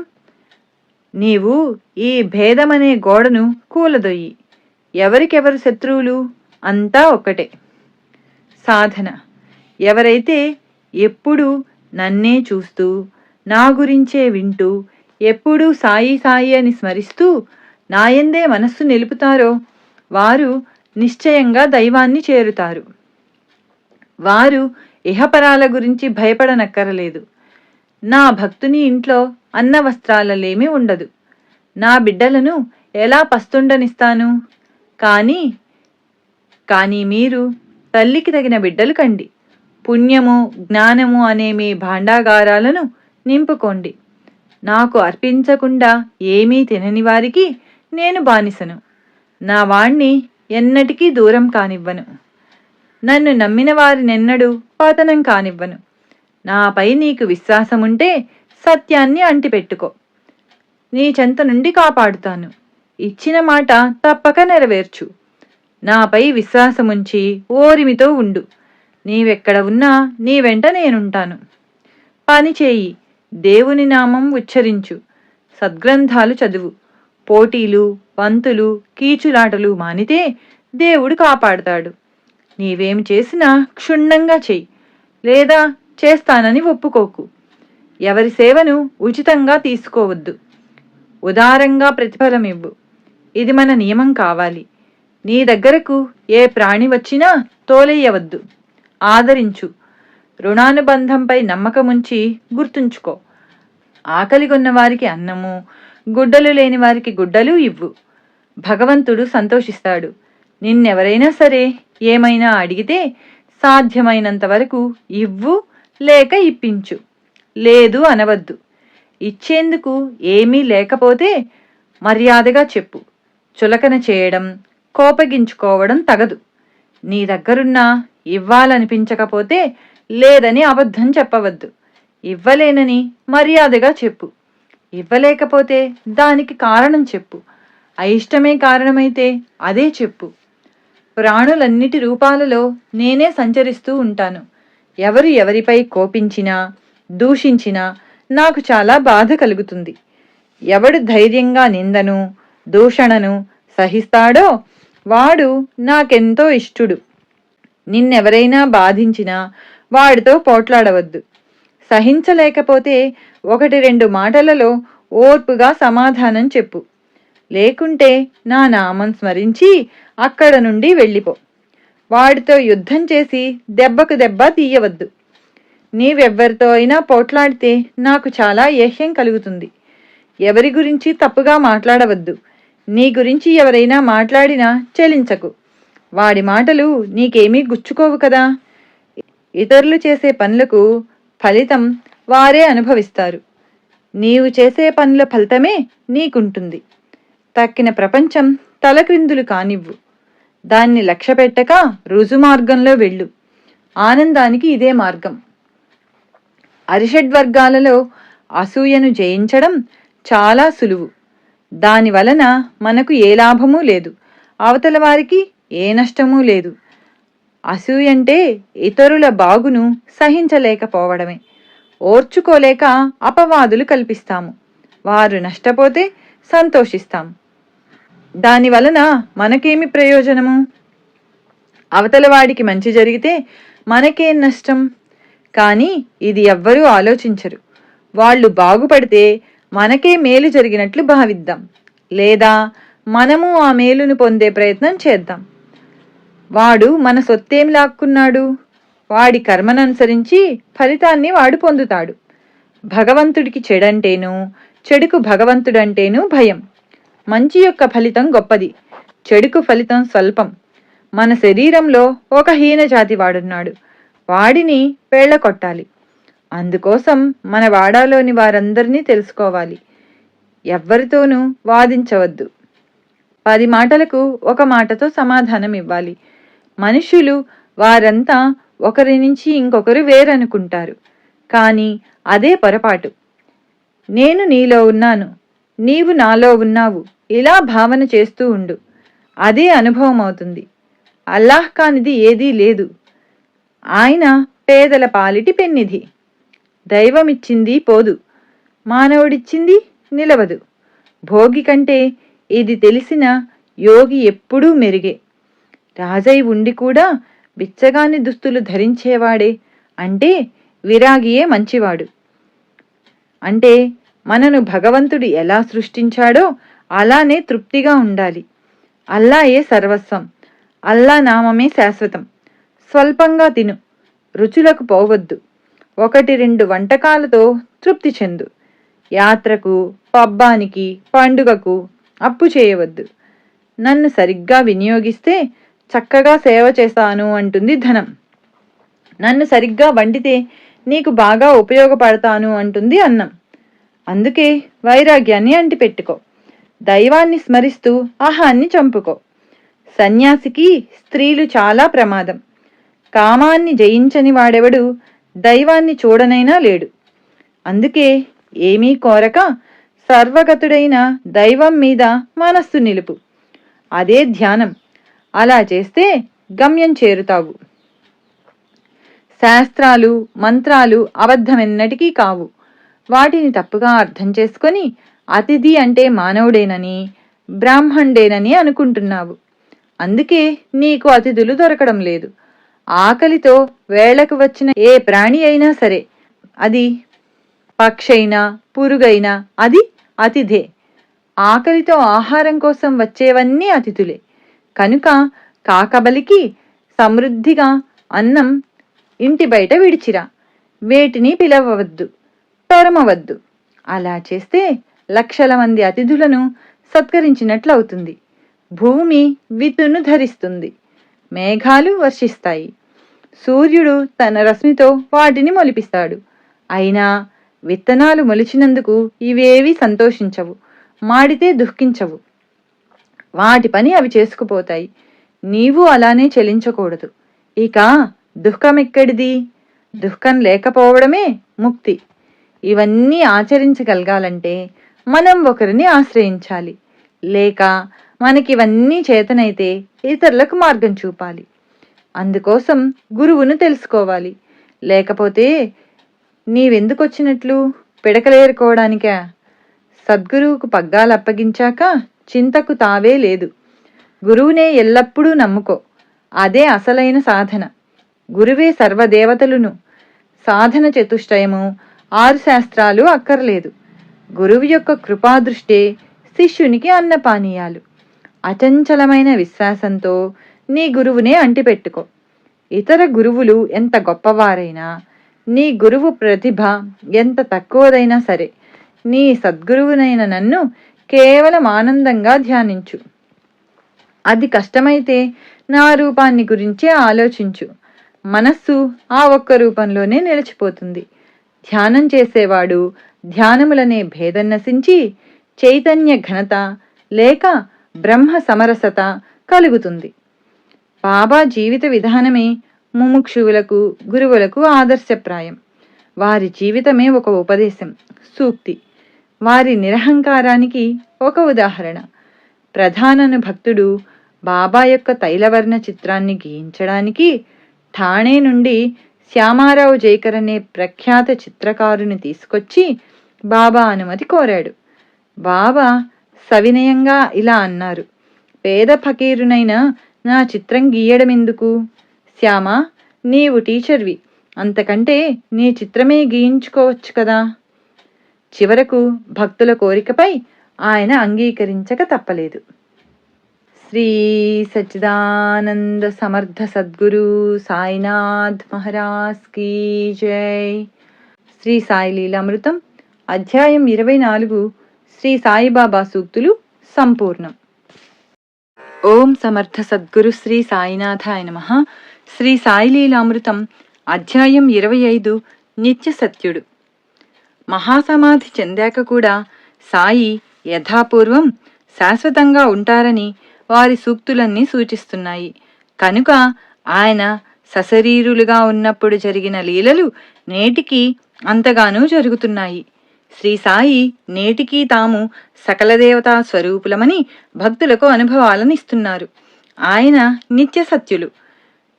దత్తస్వామి శశికాంత్ రాట్వే శ్రీ గురుచరిత్ర పారాయణ, గాన్గాపూర్ దర్శనము చేస్తూ ఉండేవాడు.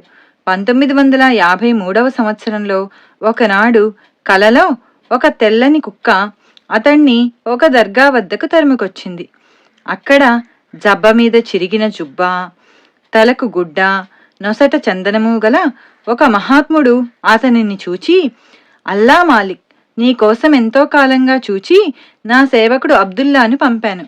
భిక్షాటనం మా ఆచారం, నీకదే పెడతాను అంటూ తమ భిక్షాపాత్రలోని అన్నము, ఒక అణాకాసు ఇచ్చారు. మీరు ముస్లింలు, నేను దగ్గరికి రాను, మీరిచ్చినవి తీసుకోను అన్నాడు శశికాంత్. ఆయన, నేను సాయిబాబాను, నా వేషం ఎలా ఉన్నా నేను నృసింహ సరస్వతి వేరు కాదు. షిరిడి నా రాజ్యానికి ముఖ్య పట్టణం, ఇది దర్గా కాదు, వెళ్ళి చూడు అని అతని చేతిలో తమ మృదువైన తమ చేయి ఉంచారు. దర్గా లోపల ఎడమవైపు గదిలో సత్యనారాయణ పూజ చేస్తున్నారు. పక్కనే కొబ్బరికాయలు కొట్టే స్థలం ఉన్నది. శశికాంత్, నేను షిరిడి ఎప్పుడు వెళతాను అన్నాడు. సెప్టెంబర్ 16, 1965న సాయంత్రం 4 గంటలకు వెళతావు. ఇప్పటి నా గుడ్డలే ఆ రోజు కూడా అసటి విగ్రహంపై ఉంటాయి అన్నారు బాబా. 10 సంవత్సరాలు గడిచిపోయాయి. సాయి ముస్లిం అని, హిందూ ద్వేషి అని ఎవరో చెప్పడం వలన ఆయనపై సద్భావం పోయింది. అతడు ఉద్యోగం కోసం 1964లో కోపర్గాం వెళ్ళినప్పుడు ఆసామి ఊళ్ళో లేడు. అతడు ముందు సాయి భక్తులకే ఉద్యోగమిస్తాడని విని శశికాంత్ షిరిడీ చేరేసరికి సాయంత్రం 4 గంటలైంది. అక్కడ విగ్రహానికి వేసిన దుస్తులు అలనాడు కలలోని ఫకీరు ధరించినవే. నాడు సెప్టెంబర్ 16. సాయి చెప్పినది అక్షరాలా నిజమైంది. ఆ ఉద్యోగం వచ్చి కోపర్గాంలో పనిచేసిన 3 సంవత్సరాలలో అతడు తరచూ షిరిడీ దర్శించేవాడు. పాండురంగనే దత్తభక్తుడు భీడ్ వద్ద గోదావరి చక్కెర ఫ్యాక్టరీలో పనిచేసేవాడు.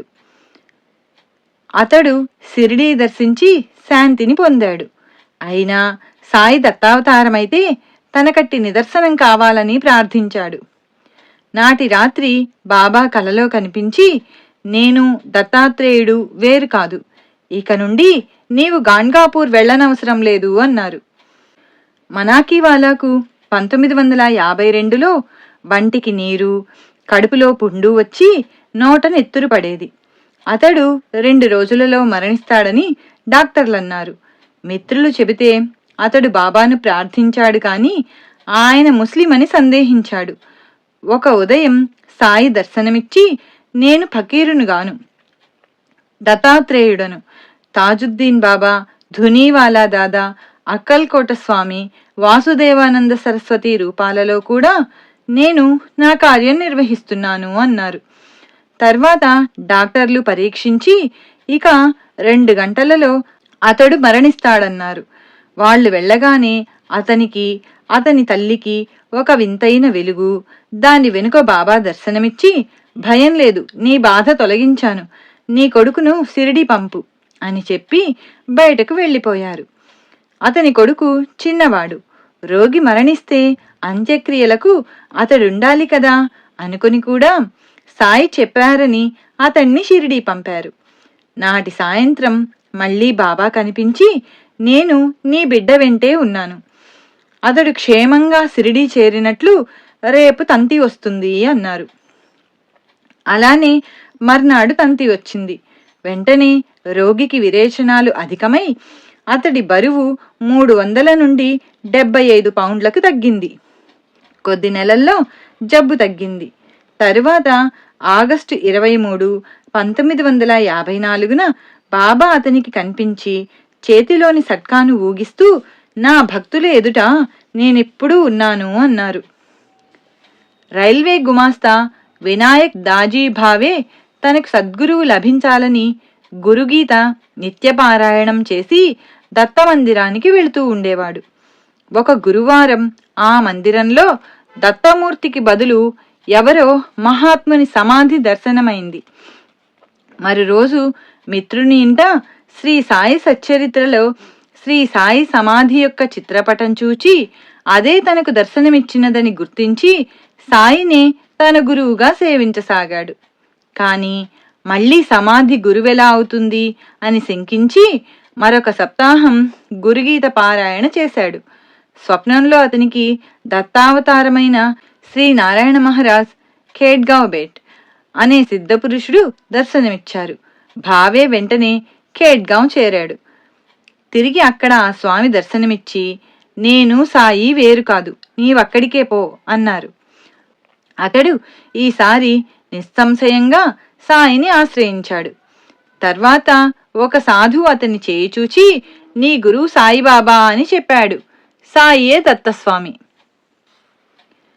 బదరీనాథుడు వి సుందర్ 1926లో బొంబాయిలో సాయి గురించి విని షిరిడీ దర్శించాలనుకున్నాడు. కానీ వీలు పడలేదు. మార్చి 1948లో ఒక మిత్రునితో కలిసి బదరీనాథ్కు బయలుదేరబోతుంటే ఆ మిత్రునికి టెలిగ్రామ్ వచ్చి అకస్మాత్తుగా అతని యాత్ర నిలిచిపోయింది. ఆ చింతతో నిద్రిస్తూ ఉంటే నాటి రాత్రి అతనికి ఒక స్వప్నం వచ్చింది.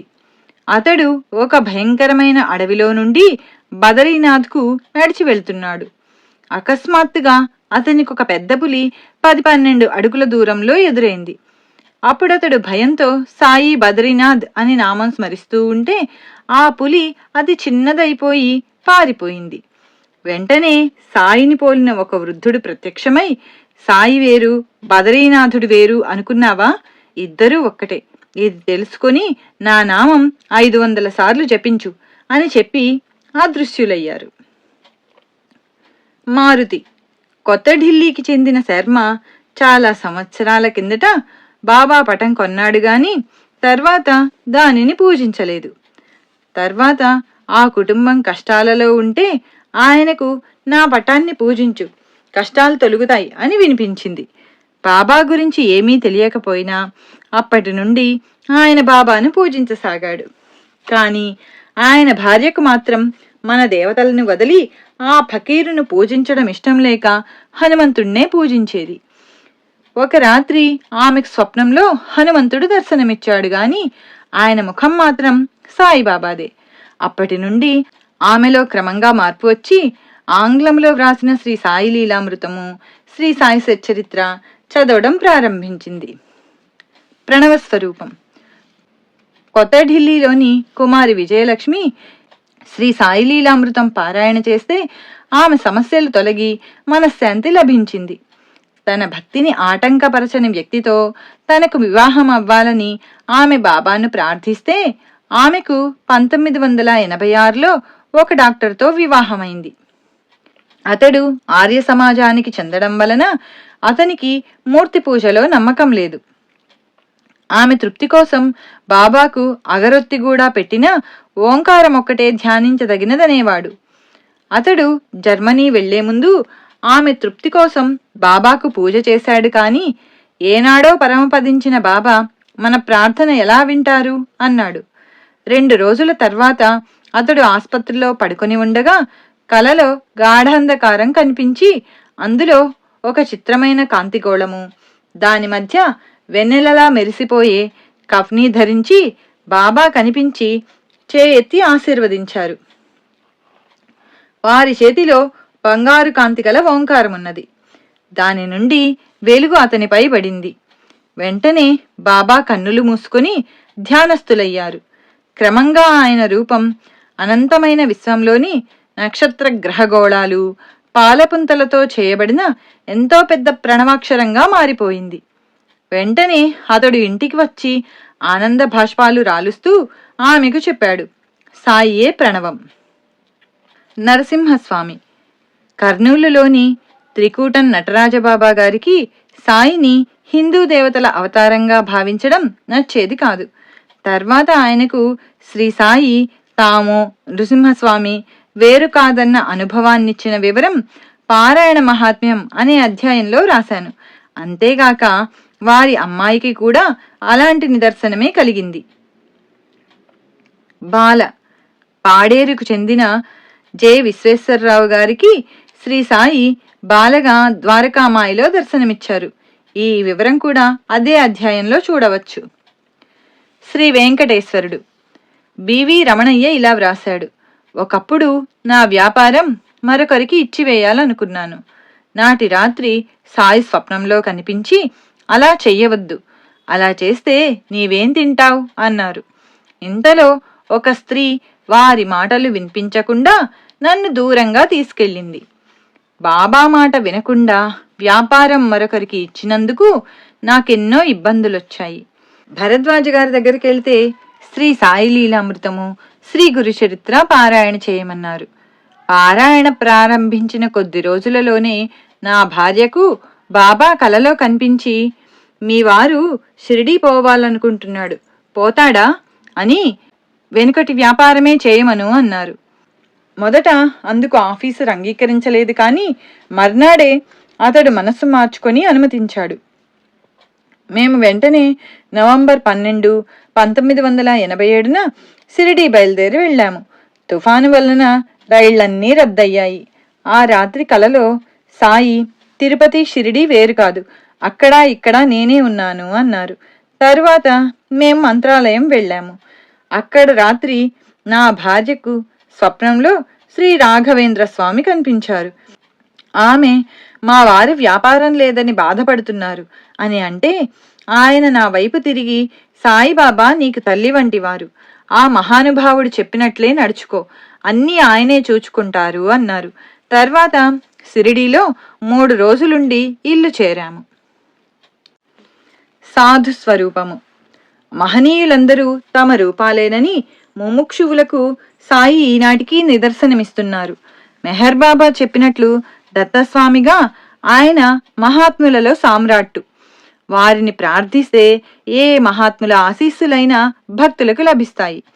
అహ్మద్ నగర్ దగ్గర బోడేగాంలో బన్నుమాయి అను దిగంబరి అయిన ముస్లిం యోగిని ఉండేవారు. నిండు యవ్వనంలోనే ఆమె దిగంబరిగా సంచరిస్తూ ఉంటే లోకులు ఆమెను పిచ్చిదనుకునేవారు. నానా చందోర్కర్ ఒకప్పుడు బాబా అనుమతితో ఆమె దర్శనానికి వెళ్ళాడు. చాలాసేపు ఆమె కనపడలేదు. సాయిని ప్రార్థించిన కొద్దిసేపట్లో ఆమె అతని ఎదుటకు వచ్చింది. నానా ఆమెకు నమస్కరించి ఆమె పాదాలలోని ముళ్ళు తీశాడు. ఆమె వెంటనే వెళ్ళిపోయింది. ఆమె స్నానం చేసి తాను సమర్పించిన వస్త్రాలు, ఆభరణాలు ధరించి తన గుడారంలో నైవేద్యం స్వీకరించాలని నానా మరలా బాబాను ప్రార్థించాడు.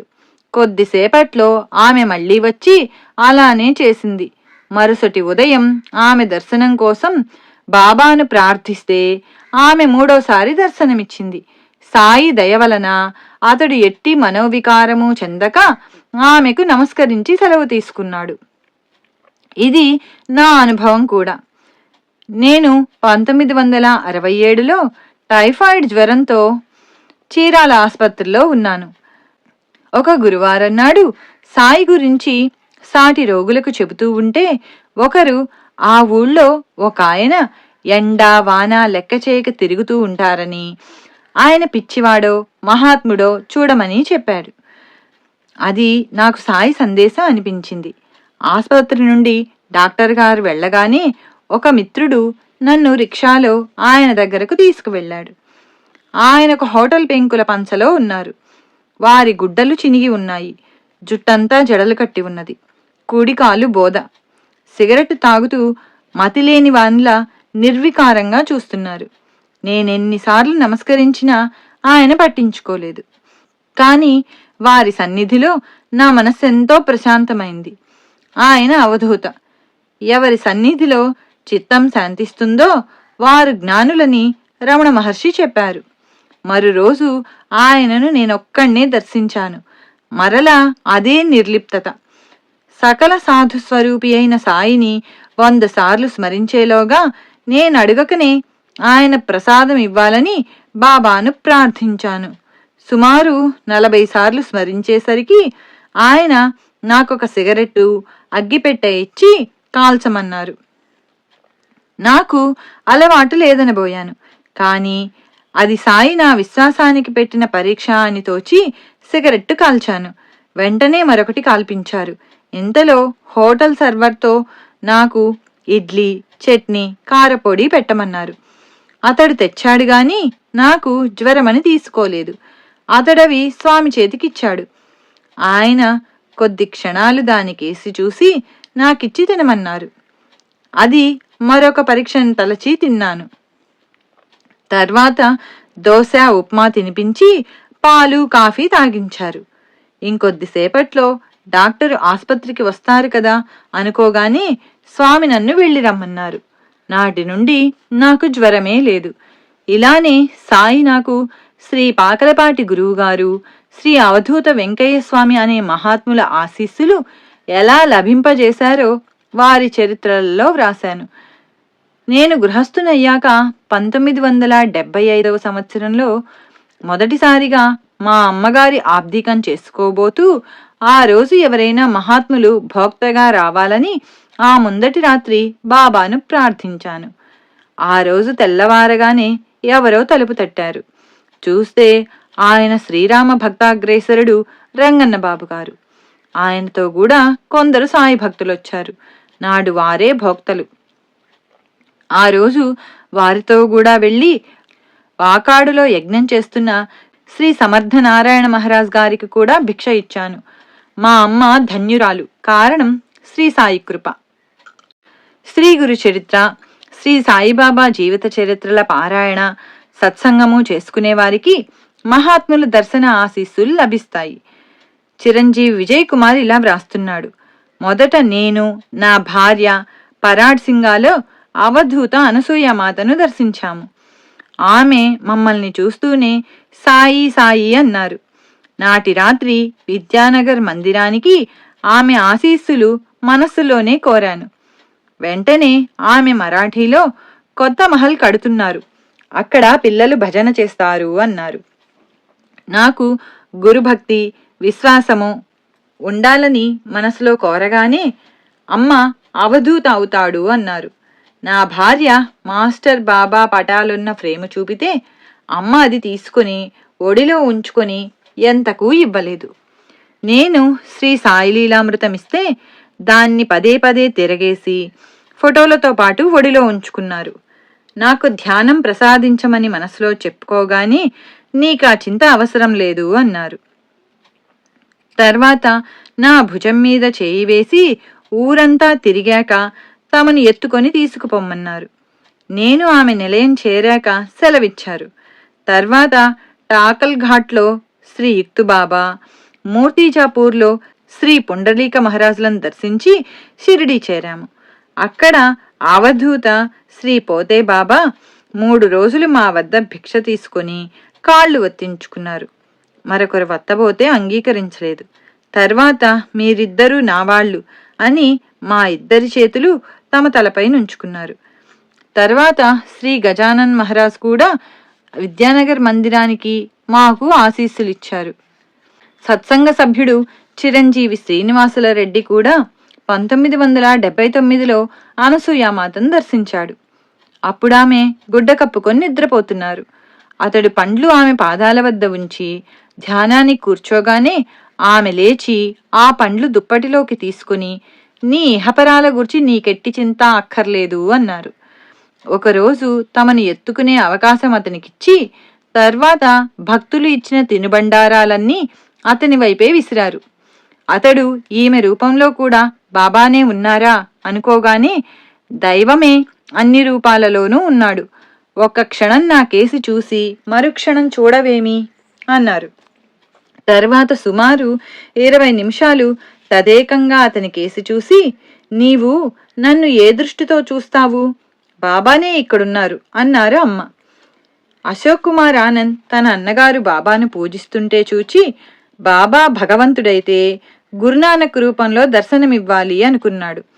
తర్వాత అతనికొక కల వచ్చింది. ఒక అడవిలో అతడు బాబా ఉన్నారు. అతడు తన కోరిక తెలపగానే బాబా ఏవో సైగలు చేసి అతనిని ఒక కుటీరంలోకి తీసుకువెళ్లి కూర్చోబెట్టి వారు మరో గదిలోకి వెళ్లి ఇక రాలేదు. అతడు ఆ గదిలోకి వెళ్ళగానే అక్కడ గురునానక్ నవ్వుతూ నీ సందేహం తీరిందా అన్నారు. ఆ కంఠధ్వని బాబాదే.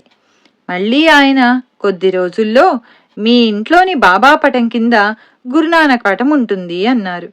తర్వాత ఒక దీపావళికి అతని అన్నగారు ఒక గురునానక్ బొమ్మను బాబా పటం కిందగా పెట్టారు.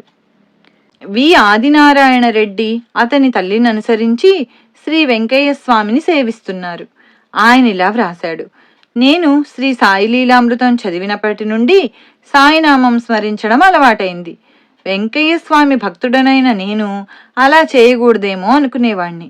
ఒకనాటి రాత్రి స్వామి నాకు కలలో కనిపించి ఏ నామమైనా ఒకటే లేయ్యా అన్నారు. అలానే వైద్యుల సుధాకర్ తమ్మునికి వారి అక్క కుమార్తెనిచ్చి వివాహం చేయాలనుకున్నారు. కానీ అబ్బాయి ఒప్పుకోలేదు. ఆ వివాహం జరిగితే శ్రీ వెంకయ్యస్వామి సమాధి వద్ద కొత్త దంపతులను నిద్ర చేయిస్తానని మొక్కుకున్నారు. మాసంలోగా అబ్బాయి అంగీకరించాడు. వివాహం అవగానే దంపతులు గొలగమూడి ఆశ్రమంలో నిద్ర చేశారు. నాటి రాత్రి అమ్మాయికి కలలో సాయి కనిపించి నీకు పెళ్ళయింది కదా, సత్యనారాయణ వ్రతం చేయి అన్నారు. మా ఇల్లు చిన్నది, పెద్ద ఇల్లు కట్టించివ్వు చేస్తాను అన్నదామె. బాబా ఆమెకు వెంకయ్య స్వామి భక్తులకిచ్చే దారమిచ్చి మెడలో వేసుకోమన్నారు. నిద్ర లేచేసరికి ఆమె పడక మీద దారమున్నది. శ్రీ వెంకయ్య స్వామి కూడా దత్తావతారమైన సాయి రూపమే. కేవీఎస్ సుబ్రహ్మణ్యం కేరళ, తమిళ దేశాలలో పనిచేస్తున్నప్పుడు ఒక మిత్రుడు బలవంతంగా క్విలన్ వద్దనున్న ఒక స్వామి దర్శనానికి తీసుకువెళ్ళాడు. భక్తులందరూ అచటి హుండీలో ₹1 వేసి వారికి నమస్కరిస్తున్నారు.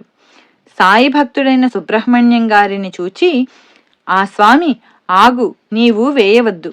నీవు కొలిచే సాయి బ్రహ్మచారి, మహాశక్తి స్వరూపం, సాక్షాత్తు భగవంతుడు.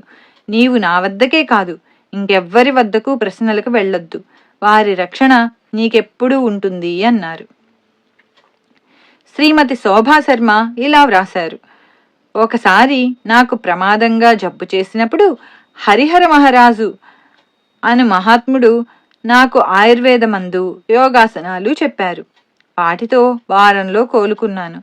తర్వాత ఒకరోజు మా వారికి ధ్యానంలో బాబా కనిపించి, నా అనుగ్రహం ఆ మహాత్ముని ద్వారా మీకు ప్రకటమవుతున్నది అన్నారు. తర్వాత మా వారు హరిహర మహారాజును కలుసుకున్నప్పుడు ఆయన ప్రసంగవశాత్తు, శ్రీ సాయిబాబా ఉచ్చకోటిలోని మహాత్ములు, నేను కూడా షిరిడీ దర్శించాలనుకుంటున్నాను అన్నారు. నాకు మరోసారి ప్రమాదంగా జబ్బు చేసినప్పుడు మా వారు బాబాను ప్రార్థిస్తూ ఉండగా ఒక దృశ్యం కనిపించింది. మా గది ద్వారం దగ్గర కమండలము, జపమాల ధరించిన మహాత్ముడు నిలచాడు. ఆయనతో ఉన్న శిష్యులు వెళ్ళిపోదామని ఆయనను తొందర చేస్తూ ఉంటే ఆయన, ఆగు, ఇక్కడొక భక్తుడు ఆపదలో ఉన్నాడు అన్నారు. 3వ రోజున హరిహర మహారాజ్ గారు స్వయంగా మా ఇంటికొచ్చి నాకు చికిత్స తెలిపారు. దానితో నా వ్యాధి త్వరలో తగ్గిపోయింది. గుంటూరులో నల్లపాడు వద్ద సాయిబాబా మందిరం నిర్మించే ముందు ఆ మందిర స్థలాన్ని మహనీయుల పాదస్పర్శతో పవిత్రం చేయదలచి ఎందరో భక్తులు శ్రీ సాయిలీలామృతం, శ్రీ గురుచరిత్ర పారాయణ చేశారు. కర్నూలు వద్ద నుండి శ్రీ అవధూత రామిరెడ్డి గారిని తీసుకురావడానికి వెళ్లారు. కానీ వారు సామాన్యంగా రారని ఎందరో ఆ భక్తులను వారించారు. కానీ ఆయన వచ్చి మందిర స్థలంలో, కుటీరంలో సుమారు 20 రోజులు ఉన్నారు. అలానే 1986లో శంకుస్థాపనకు శ్రీ రామిరెడ్డి తాతగారు, కన్యాకుమారి నుండి అవధూత మాయి అమ్మ రావాలని భక్తులు ఆ 2 గ్రంథాలు పారాయణ చేశారు. ఆ సద్గురుని అనుగ్రహం వల్ల ఆ 2 అవధూతలు అచట 2 చోట్ల శంకుస్థాపనలు చేశారు. 2 అవధూతలు ఒకే మహత్కార్యంలో కలవడం ఎంతో అరుదు. తర్వాత నేను తాతగారిని, ఈ శాల ఎవరిది అని అడిగాను. ఆయన సంతోషంగా, మన నాయనది కదా, సాయిబాబాది కదా అన్నారు. ఎంతో కాలంగా నిరంతరం శ్రీ సాయి గురించి వ్రాయడము, చదవడము, చెప్పడము, ఇలా సాయిని స్మరిస్తుండడం వల్ల కాబోలు మొదట రామిరెడ్డి తాత గుంటూరు వచ్చినప్పుడు ఒంగోలులో మన ఇంటికి వచ్చి కొద్ది గంటలు ఉండి మాతో కలిసి గొలగమూడికి వచ్చారు.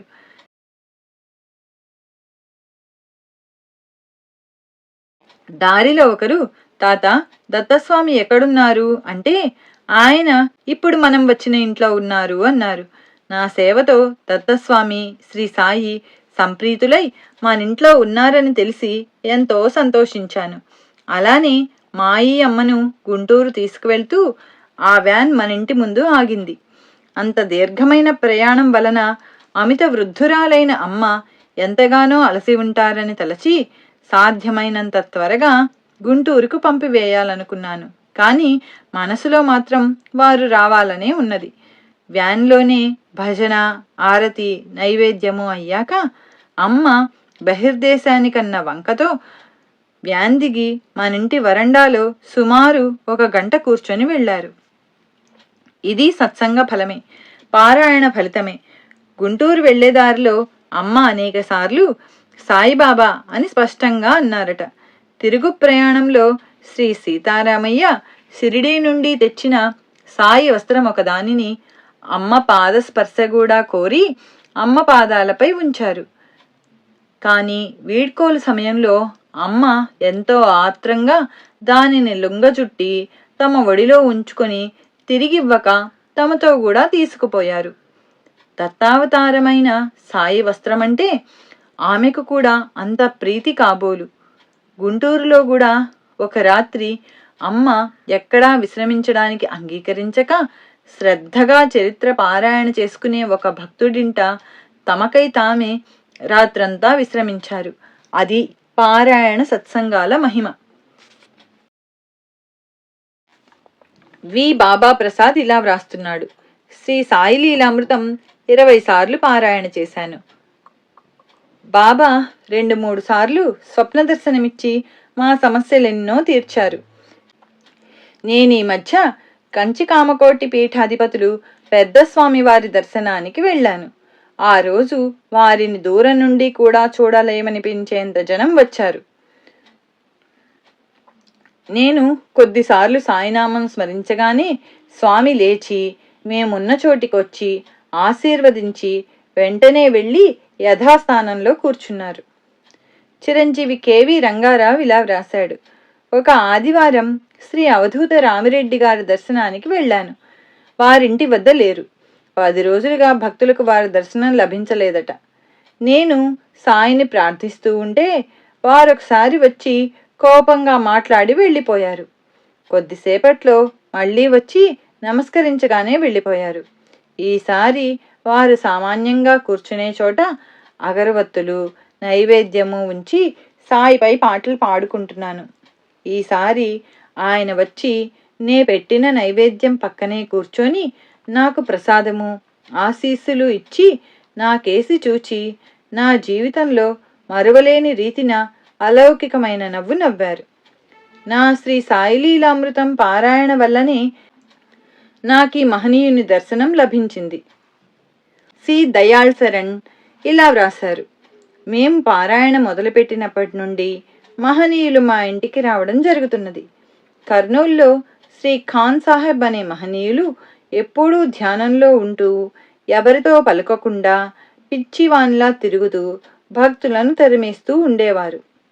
వారిని తరచుగా దర్శిస్తూ వారు మా ఇంటికి వస్తే బాగుండుననుకునేవాణ్ణి, కానీ పిలిచే ధైర్యం లేదు. అక్టోబర్ 18, 1984 సాయంత్రం 4 గంటలకు నేను నమస్కరించగానే వారు మంచినీళ్లు, తర్వాత బిర్యానీ కావాలన్నారు. అవి తెప్పించే లోపలే వారు నా చేయూతతో లేచి ఒక రిక్షాలో కూర్చుని నన్ను పక్కనే కూర్చోమన్నారు. వారి దగ్గరికి వెళ్ళడమే భయం, పక్కనే కూర్చోడానికి మరీ భయం. ఒక పక్కగా ఒదిగి కూర్చొని రిక్షాను మా ఇంటికి పోనీయమన్నాను. ఇల్లు చేరగానే ఇంట్లో సత్సంగంలోని భక్తులందరూ బయటికి వచ్చి వారి దర్శనం చేసుకున్నారు. స్వామి బిర్యానీ ఉన్నదా అన్నారు. నేను మాంసం ఉన్నదని చెప్పి మా ఇంట్లో తయారైన చపాతీలు తెప్పించిన ఆ మాంసాహార పొట్లము తీసుకున్నాను. వెంటనే ఆయన మళ్ళీ నన్ను రిక్షాలో కూర్చోబెట్టుకొని బయలుదేరి లాల్ మసీదు పక్కన ఒక హోటల్లోకి వెళ్ళి నేను తెచ్చిన చపాతీలే తిన్నారు. ఈ అదృష్టం నాకు చరిత్రల పారాయణ వల్లనే కలిగింది. డి భాస్కర్ లక్ష్మి ఇలా వ్రాసింది: స్వప్నంలో బాబా దర్శనం ఆశించి శ్రీ సాయిలీలామృతం పారాయణ చేశాను. 1984 మే 30 తెల్లవారుజామున కలలో బాబా గుడికని వెళ్ళాను. ఒక చిన్న కుటీరంలో పాలరాతి పలకపై అవధూత చెవిటమ్మమ్మ కూర్చొని ఉన్నారు. ఆమె బాబా అన్న భావంతో నేను నమస్కరించేసరికి నన్ను దగ్గరకు పిలిచి నా చేతిలో ఊదీ వేశారు. తాము అమ్మ వేరు కాదని, దగ్గరలో ఉన్న ఆమెను సేవించుకొమ్మని సాయి తెలిపారు. మరో రోజు అమ్మ పుణ్యతిథి కరపత్రం మాకు చేరింది. శ్రీ సాయి లీలలకు జాతి దేశ మత భేదాలు లేవు. మొదట నేను షిరిడీ దర్శించాక సశరీరులైన సద్గురువు కోసం అన్వేషిస్తూ 1968లో జిల్లెళ్లమూడిలో కొంతకాలం ఉన్నాను. అప్పుడు అక్కడున్న కుమారి మార్వా అనే అమెరికన్ మహిళ సాయి గురించి విని షిరిడీ దర్శించాలనుకున్నది. కానీ అకస్మాత్తుగా ఆమె తల్లికి జబ్బు చేయడం వలన ఆమె వెంటనే తన దేశానికి బయలుదేరుతూ, నాతో బాబాలో శక్తి లేదు, నేను షిరిడీ చూడకుండానే వెళ్ళిపోతున్నాను అన్నది. కానీ బొంబాయిలో తుఫాను వలన విమానాల రాకపోకలు 48 గంటలు ఆగిపోయాయి. అప్పుడామె టాక్సీలో షిరిడీ చేరింది. నాడు విజయదశమి. బాబా మహాసమాధి స్వర్ణోత్సవం వైభవంగా జరుగుతున్నది. ఆమె సాయిని దర్శించి అమెరికా చేరి ఇలా వ్రాసింది: బాబా నాకు డిసెంబర్ 1, 1970న కలలో కనిపించారు. నాటి నుండి రోజూ నాకు క్రీస్తు గురించి బోధిస్తున్నారు. ఎంత అద్భుతమో! ఇప్పటి నుండి ఆయన నాకు బాబా క్రీస్తు. ఇట్లు సోదరి మార్వా. 1951వ సంవత్సరంలో ఒక రాత్రి సురాజ్బాయికి స్వప్నం వచ్చింది. ఆమె భర్త శవాన్ని శ్మశానానికి తీసుకుపోతుంటే ఆమె శోకిస్తోంది. ఇంతలో కఫ్ని తలగుడ్డా గల ఫకీరు కనిపించి, నీ భర్త బ్రతుకుతాడు, దుఃఖించకు అన్నారు. తక్షణమే ఆమె భర్త బ్రతికాడు. ఆ రాత్రే వేరే ఊళ్ళో ఉన్న ఆమె భర్తకు జబ్బు చేసి చిత్రంగా తగ్గిపోయింది. అతనిని కాపాడినదెవరా అని ఆమె ఆశ్చర్యపడింది. తమ జైన మతంలో అలాంటి వారెవరూ లేరు. ఒక మిత్రుడు సాయిపటం చూపినప్పుడు ఆ ఫకీరు ఆయనేనని గుర్తించి సాటి మతస్థుల విమర్శలు లెక్క చేయక పూజించసాగింది. తర్వాత ఆమె షిరిడీ వెళ్ళినప్పుడు తాను కలలో చూచినది షిరిడీ అని గుర్తించింది. శ్రీమతి ఆర్ ఫెర్నాండెజ్ క్రైస్తవ మహిళ. వీరబ్బాయి ఆంథోనీకి స్నానం చేసినప్పుడల్లా జ్వరం వచ్చేది. డాక్టర్ ఎక్స్రే చూచి అతని ఊపిరితిత్తుల్లో మచ్చ ఉందని చెప్పి 15 రోజులు మందిచ్చినా తగ్గలేదు. అప్పుడామె ఆర్తితో మేరీమాతను ప్రార్థించగా ఆమెకు డాక్టర్ చౌదరి అనే హోమియో వైద్యులు గుర్తొచ్చి అబ్బాయిని ఆయనకు చూపించారు. ఆయన మొదట వైద్య నిపుణుని చేత మందిప్పించండి, తగ్గకపోతే సాయిబాబాను ప్రార్థించి నా వైద్యం ఆరంభిస్తాను అని అబ్బాయి వీపు ప్రేమతో నిమిరారు. తర్వాత అబ్బాయిని వైద్య నిపుణుని వద్దకు పంపి ఆమె బాబాను స్మరిస్తూ ఉన్నది. చికిత్స ప్రారంభించకనే ఆ రోజు నుండే అతడు స్నానం చేసి తృప్తిగా భోజనం చేసినా ఏ రోజూ జ్వరం రాలేదు. తన కుమారుని కాపాడినదెవరా అని ఆమె ఆలోచిస్తూ ఉండగా తలుపు తట్టిన చప్పుడైంది. చూస్తే నీలి కళ్ళు, తెల్లని కఫ్నీ గల ఒక ఫకీరు వాకిట్లో ఉన్నారు. ఆయన ఒక చొక్కా అడిగారు. ఇంట్లోని చొక్కాలు ఆయనకు పెద్దవవుతాయి, వాటిని సరిచేయించి ఇస్తానని చెప్పి దక్షిణ తెచ్చేసరికి ఆయన లేరు. తర్వాత వారి అబ్బాయిని చూచిన స్పెషలిస్టు ఇక అతనికి మందు అక్కర్లేదని చెప్పాడు. ఈ లీల గురించి చెబితే డాక్టర్ చౌదరి, నమ్మిన వారికి బాబా ఎన్నో దివ్యానుభవాలిస్తారు. ఒక ఏకాదశి నాడు ఒక ఫకీరు వచ్చి నా వద్ద 25 పైసలు దక్షిణ తీసుకుని వెళ్ళగానే వారు సాయిబాబాలా ఉన్నారని గుర్తొచ్చి మళ్ళీ చూడాలని ఎంత వెతికినా కనిపించలేదు అన్నారు. నాటి నుండి శ్రీమతి ఫెర్నాండెజ్ గారి జీవితంలో ఎన్నో సమస్యలు సాయి పరిష్కరిస్తున్నారు. జనవరి 23, 1982న ఆమె షిరిడీ దర్శించారు. సాయి భక్తులు జేమ్స్ వుడ్కు 1978లో మూత్రపిండాలు పనిచేయక 6 మాసాలు మృత్యుముఖంలో ఉన్నాడు. వాటి బదులు డాక్టర్లు యంత్రాలను అతని శరీరానికి తగిలించి ప్రాణం కాపాడజూచారు. కానీ అతని శరీరం వాటిని అంగీకరించలేదు. ఇంకెవరైనా దానం చేసిన మూత్రపిండాలు కూడా అతనికి ఉపయోగపడవు అన్నారు వైద్యులు. సోదరి లెస్లీ బానీ అతని బాగోగులు విచారిస్తున్నది.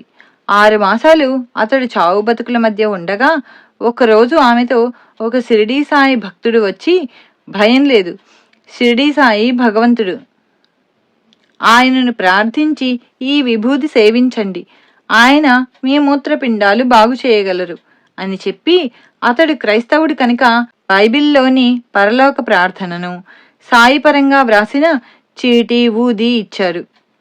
అది సేవిస్తూ ఉంటే 3వ నాటికల్లా అతని మూత్రపిండాలు ఏ చికిత్స లేకుండానే చక్కగానే పనిచేయసాగాయి. వైద్యులందరూ ఇట్టి అద్భుతం ఏ ఆసుపత్రిలోనూ ఇంతవరకు జరగలేదు అన్నారు. నాటి రాత్రి కలలో అతనికి సాయి కనిపించి, నేనిలా రక్షించడం ఇదే చివరిసారి అన్నారు. మరుక్షణమే రాతి మీద కూర్చున్న సాయి పక్కనే ఆ సాయి భక్తుడు కనిపించి, ఇక నుండి నీవు ఈయన్నే ఆశ్రయించాలి అన్నాడు. తన మొక్కు చెల్లించుకోవడానికి 1979లో అతడు షిరిడీ దర్శించాడు. యావజ్జీవితము నాస్తికులుగా ఉన్నవారు కూడా నిజమైన జిజ్ఞాసతో ఆయన వైపు దృష్టి సారిస్తే సాయి సమాధానం ఇస్తున్నారు. ఇటువంటి నాస్తిక ప్రముఖులు వెనుకటి తరాలలో గుడిపాటి వెంకటాచలం, కె సభ, త్రిపురనేని గోపీచంద్, గోరాగార్లు. వారిలో మొదటి ముగ్గురు తమ దృష్టిని సరి అయిన మహనీయులపై సారించి పరివర్తన చెందారు. గోపీచంద్ 1954లో కర్నూలులో ఉన్నారు. వారి శ్రీమతికి ప్రసవం కష్టమై ప్రమాద స్థితిలో ఆసుపత్రిలో ఉన్నారు. 3వ రోజు ఆయన సాయి మందిరం పక్కగా వెళుతూ అప్రయత్నంగా, బాబా శక్తిమంతులే అయితే నా భార్యకు వెంటనే ప్రసవం అవ్వాలి అనుకున్నారట. ఆయన ఆసుపత్రి చేరేలోగా ఆయన భార్యకు ఒక దివ్య దర్శనం అయ్యింది. కఫ్ని, తలకు గుడ్డ ధరించిన వృద్ధ పకీరు ఆమె పక్కన కూర్చొని, బిడ్డ భయం లేదు, ప్రసవం అవుతుంది అని చెప్పి నొసట ఊది పెట్టి కొంత నీటిలో తాగించారట. తక్షణమే ప్రసవమై ప్రమాదం తప్పింది. బాబు పుట్టాడు. అలా జరిగినది ఆయన ప్రార్థించిన క్షణంలోనేనని తెలిసి గోపీచంద్ తన బిడ్డకు సాయిబాబా అని పేరు పెట్టారు. అలానే నాస్తికుడు, ప్రముఖ రచయిత కె సభ ఇలా వ్రాశారు: నేను ఆపాదమస్తకము మంటలలో మగ్గుతున్నట్లు బాధలతో, జబ్బుతో మంచంలో ఉన్నప్పుడు శ్రీ సాయిలీలామృతం చదివాను. మధ్యాహ్నం మగతలో శ్రీ సాయి కనిపించి టీ అడిగారు. సాయంకాలం 5 గంటలకు నా జబ్బు తగ్గుతుందన్నారు. తర్వాత కలలో వర్షం వచ్చింది. ఒక పాము వచ్చింది. కొందరు రమణాశ్రమం వైపుకు ఒక శవపేటిక మోసుకెళ్తున్నారు. నిద్ర లేచాక బాబాలాగా తలగుడ్డ చుట్టుకొని టీ తెప్పించి నేనే తాగాను. వర్షం వచ్చింది. 5 గంటలకు జబ్బు నయమైంది. 7 గంటలకు ఒక పాము వచ్చింది. ఇవన్నీ స్వప్నంలో లాగానే జరిగాయి. కానీ శవపేటిక, సాయి వదిలి వెళ్లిన తుండుబట్ట మాత్రమే కనిపించలేదు. మీకే సభ. సాయి తమ వ్యాధి తగ్గించి మృత్యువు నుండి రక్షించారని వారి భావం. జాస్తి శేషగిరిరావు గారు 54వ సంవత్సరం వరకు నాస్తికుడు. మిత్రుడు భాస్కర్రావు ఎన్నిసార్లు సాయి గురించి చెప్పినా పెడచెవిన పెట్టేవాడు. ఒకరోజు వారి మరదలు మీరాబాయి చేసే బాబా భజనకు పిలిస్తే వెళ్లారు. భజన వింటూ సాయిబాబా పటం చూస్తూ ఉంటే కళ్ళు మూతపడి తెరవడం ఆయన వల్ల కాలేదు. కన్నీరు కారసాగింది. తర్వాత ఒక రాత్రి కలలో తలపాగా చుట్టుకున్న పండు ముసలి ఒకరు నులక మంచం మీద పడుకున్నారు. ఆయన కాళ్ల వైపుగా వెళ్తున్న శేషగిరిరావు గారిని ఆయన కాలుతో చాచి తన్నారు. కింద పడ్డ శేషగిరిరావు పట్టరాని కోపంతో ఆయన్ను మంచం మీద నుంచి లాగి చెంపలు వాయించి కింద పడదోసి కాళ్లతో తంతున్నారు. పక్కనే ఉన్న మిత్రులు ఒకరు వారించడంతో పశ్చాత్తాపంతో ఆయన్ను క్షమాపణ వేడారు. ఆయన నవ్వి శేషగిరిరావు గారి భుజం మీద చేయి వేసి, నీకు రైలు కూత వినపడడం లేదా అన్నారు. శేషగిరిరావు గారు ముందుకు వంగి చూస్తే అక్కడ 2 రైలింజన్లు ఢీకుంటున్నాయి. వెంటనే లేచి కల గురించి చెబితే భాస్కర్రావు గారు శేషగిరిరావు గారిలోని ఆస్తికత్వానికి, నాస్తికత్వానికి యుద్ధం జరిగి నాస్తికం నశించింది అన్నారు. తర్వాత మిత్రులతో కలిసి షిరిడీ వెళ్తూ కారణం లేకనే కన్నీరు కారి పసిబిడ్డల వెక్కి వెక్కి ఏడ్చారు శేషగిరిరావు గారు. అక్కడ అందరూ సాకోరి చూచి వస్తుంటే దారిలో ఒక విచిత్రమైన సువాసన ఫర్లాంగు దూరం వారిని వెంటాడింది. అది అగరవత్తులది, పువ్వులది కాదు.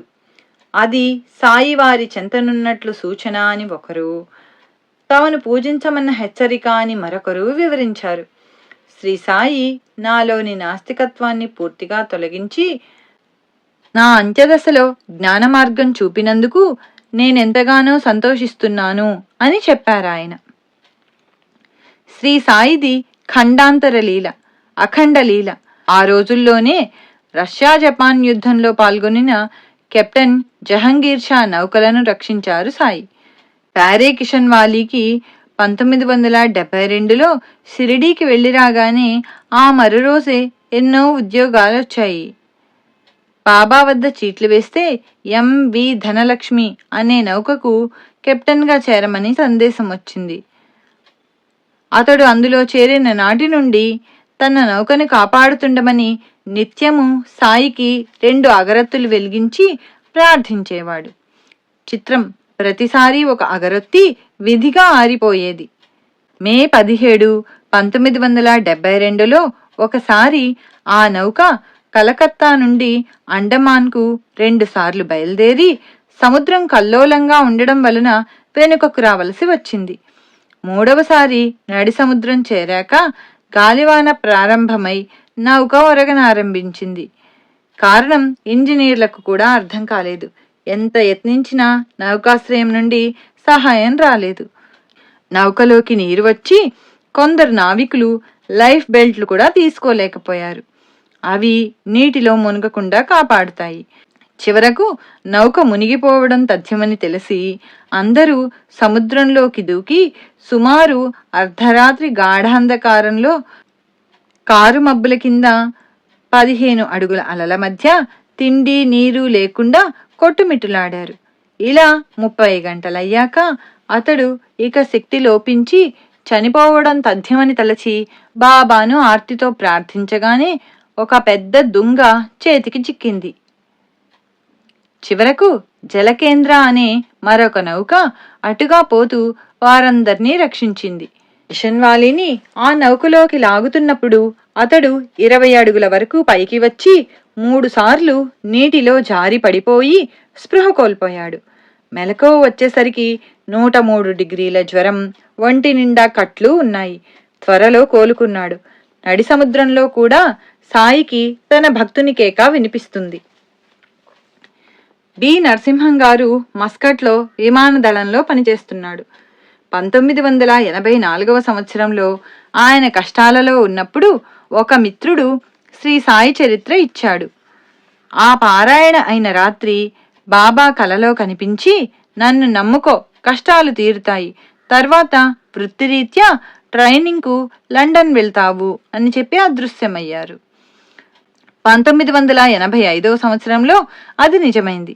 వారి శ్రీమతి 1986లో విమానంలో బొంబాయి చేరి టాక్సీలో వెళుతున్నారు.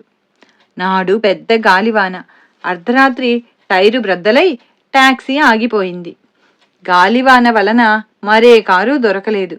సాయిని ప్రార్థించగానే ఒక కారులో తెల్లని కఫ్నీ ధరించిన ఒక వృద్ధుడు వచ్చి అల్లా అచ్చాకరేగా అని ఆమెను ఇంటి వద్ద దించి డబ్బులు ఇచ్చేలోగా అతడు మళ్ళీ అవే మాటలని వెళ్ళిపోయాడు. ఆమె ఇల్లు చేరే ఆతృతలో ఆయన్ను పట్టించుకోలేదు. తర్వాత షిరిడీ చేరి ద్వారకామాయిలో కూర్చున్నప్పుడు ఆమెకు గుర్తొచ్చింది. ఆ వృద్ధుడు అచ్చం సాయిబాబాలాగానే ఉన్నాడు. జి సూర్యప్రకాష్ పశ్చిమ జర్మనీలో తల్లిదండ్రులతో చెల్లెలతో కలిసి చదువుకుంటూ ఉన్నాడు. అతడు 1985లో మన దేశానికి రాగానే కేవలం తన వారి బలవంతం మీద షిరిడీ వెళ్ళాడు. అక్కడ సంస్థానంలో కాలు పెడుతూనే పెద్ద సాయిబాబా పటము, దాని క్రింద నాపై నీ దృష్టి నిలుపు, నీపై నా దృష్టి ఉంచుతాను అన్న వాక్యము చూచాడు. ఎంతగా యత్నించినా కూడా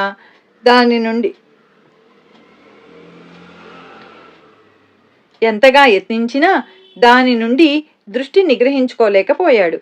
మందిరంలో కూడా ప్రగాఢమైన శాంతి అనుభవించాడు. పశ్చిమ జర్మనీ వెళ్ళినప్పటి నుండి అతని మనసంతా సాయిబాబా మీదే పరిగెడుతున్నది. ఒకసారి స్వప్నంలో బాబా పటం కనిపించింది.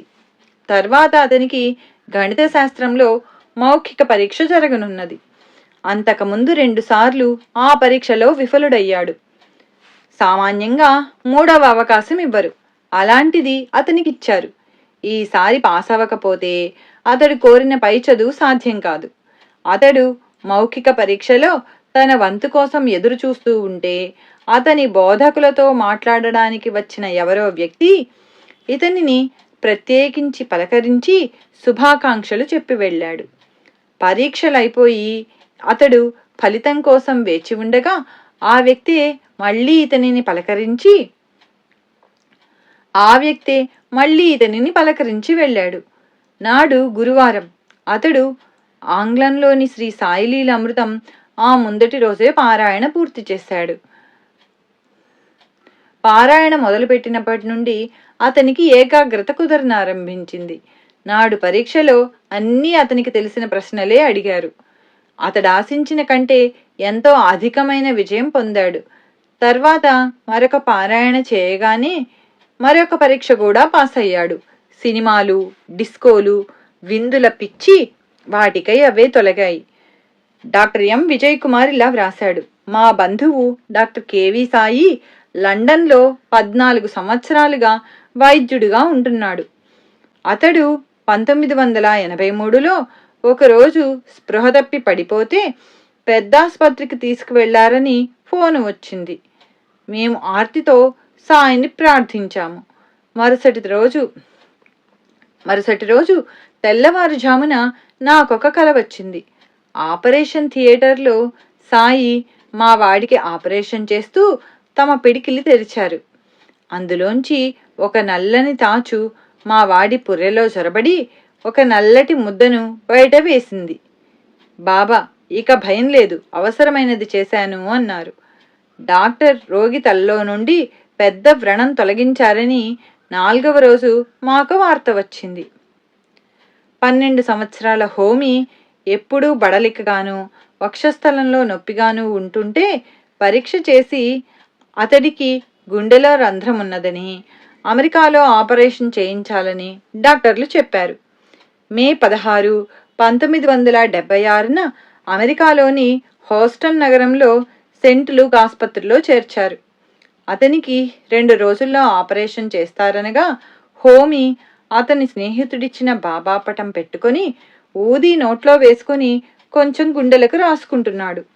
మే 20 గురువారం నాడు డాక్టర్ డాంటన్ కూలీ అతనిని మళ్లీ పరీక్ష చేసి, ఇదెక్కడి అద్భుతం, ఇతని గుండెలోని చిల్లు మూసుకుపోయింది, ఆపరేషన్ అవసరం లేదు అన్నాడు. అలానే బొంబాయికి చెందిన ఈఎస్ సానీకి గుండె జబ్బు చేస్తే అక్టోబర్ 21, 1981న లండన్ నగరంలో ఆసుపత్రిలో చేర్చారు. మొదట జయప్రదంగా జరిగిందనుకున్న ఆపరేషన్ విఫలమై 20వ రోజున అతడు స్పృహ తప్పి 6 రోజులు కోమాలో ఉన్నాడు. అతని పరిస్థితి విషమించిందని, అతన్ని ఇక క్షోభ పెట్టక ప్రశాంతంగా చనిపోనివ్వడమే మేలని డాక్టర్ చెప్పాడు. రోగి వద్ద ఎవరూ ఉండకూడదని చెప్పారు. ఆమె ఎంతో నిబ్బరంగా, వారి సంగతి బాబా చూసుకుంటారు అని బాబా ఊది తెచ్చి భర్త మీద చల్లి వెళ్ళిపోయింది. ఇంటి దగ్గర ఆమె ప్రార్థిస్తుంటే త్యాగ్ శరీర్ చలా జాయంగే ఔర్ ఆయంగే అన్న మాటలు వినిపించాయి. ఆమెకేమీ అర్థం కాలేదు. ఆమె హృదయం మాత్రం తేలికైంది. మరో రోజు ఉదయం 11 గంటలకు ఆమె భర్త కుర్చీలో కూర్చొని ఉన్నాడు. స్పృహలేని స్థితిలో అతని శరీరం అంతటికీ పక్షవాతం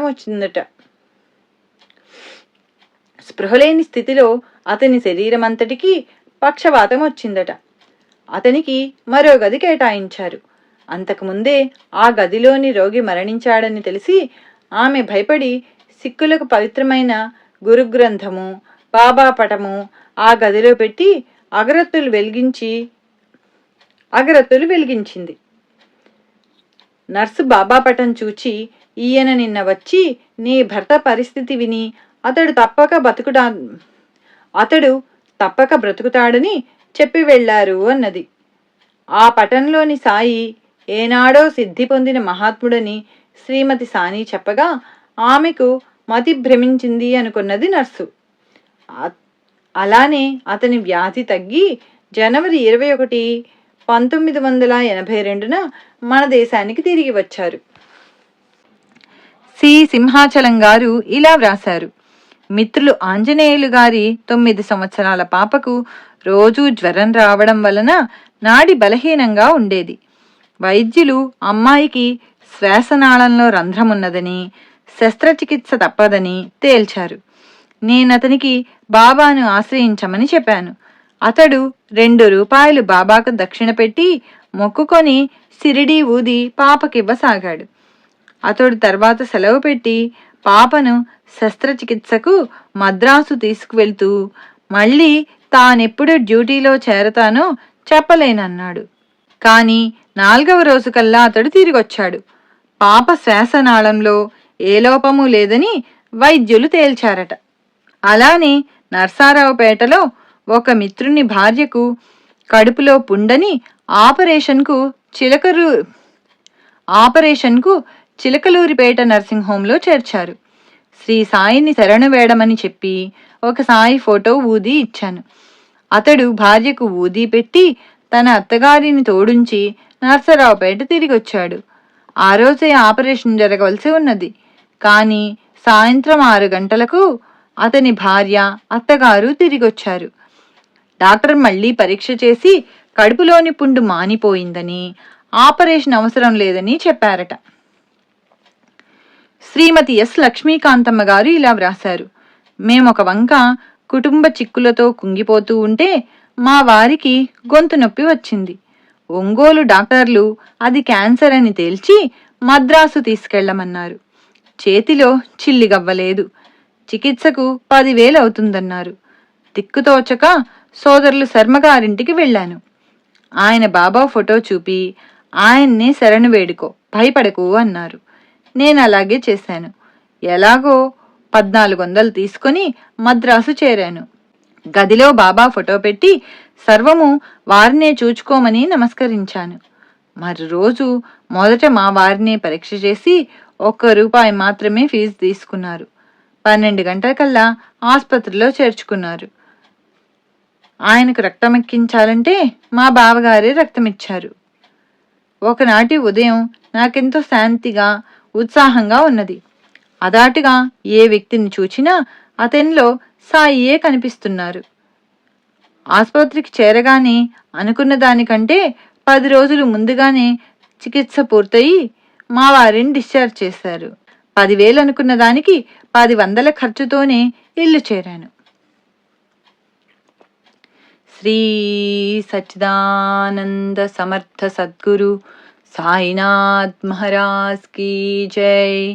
అవధూత భరద్వాజ మహారాజ్ కీ జై. హరి ఓం. గురుదేవ దత్త.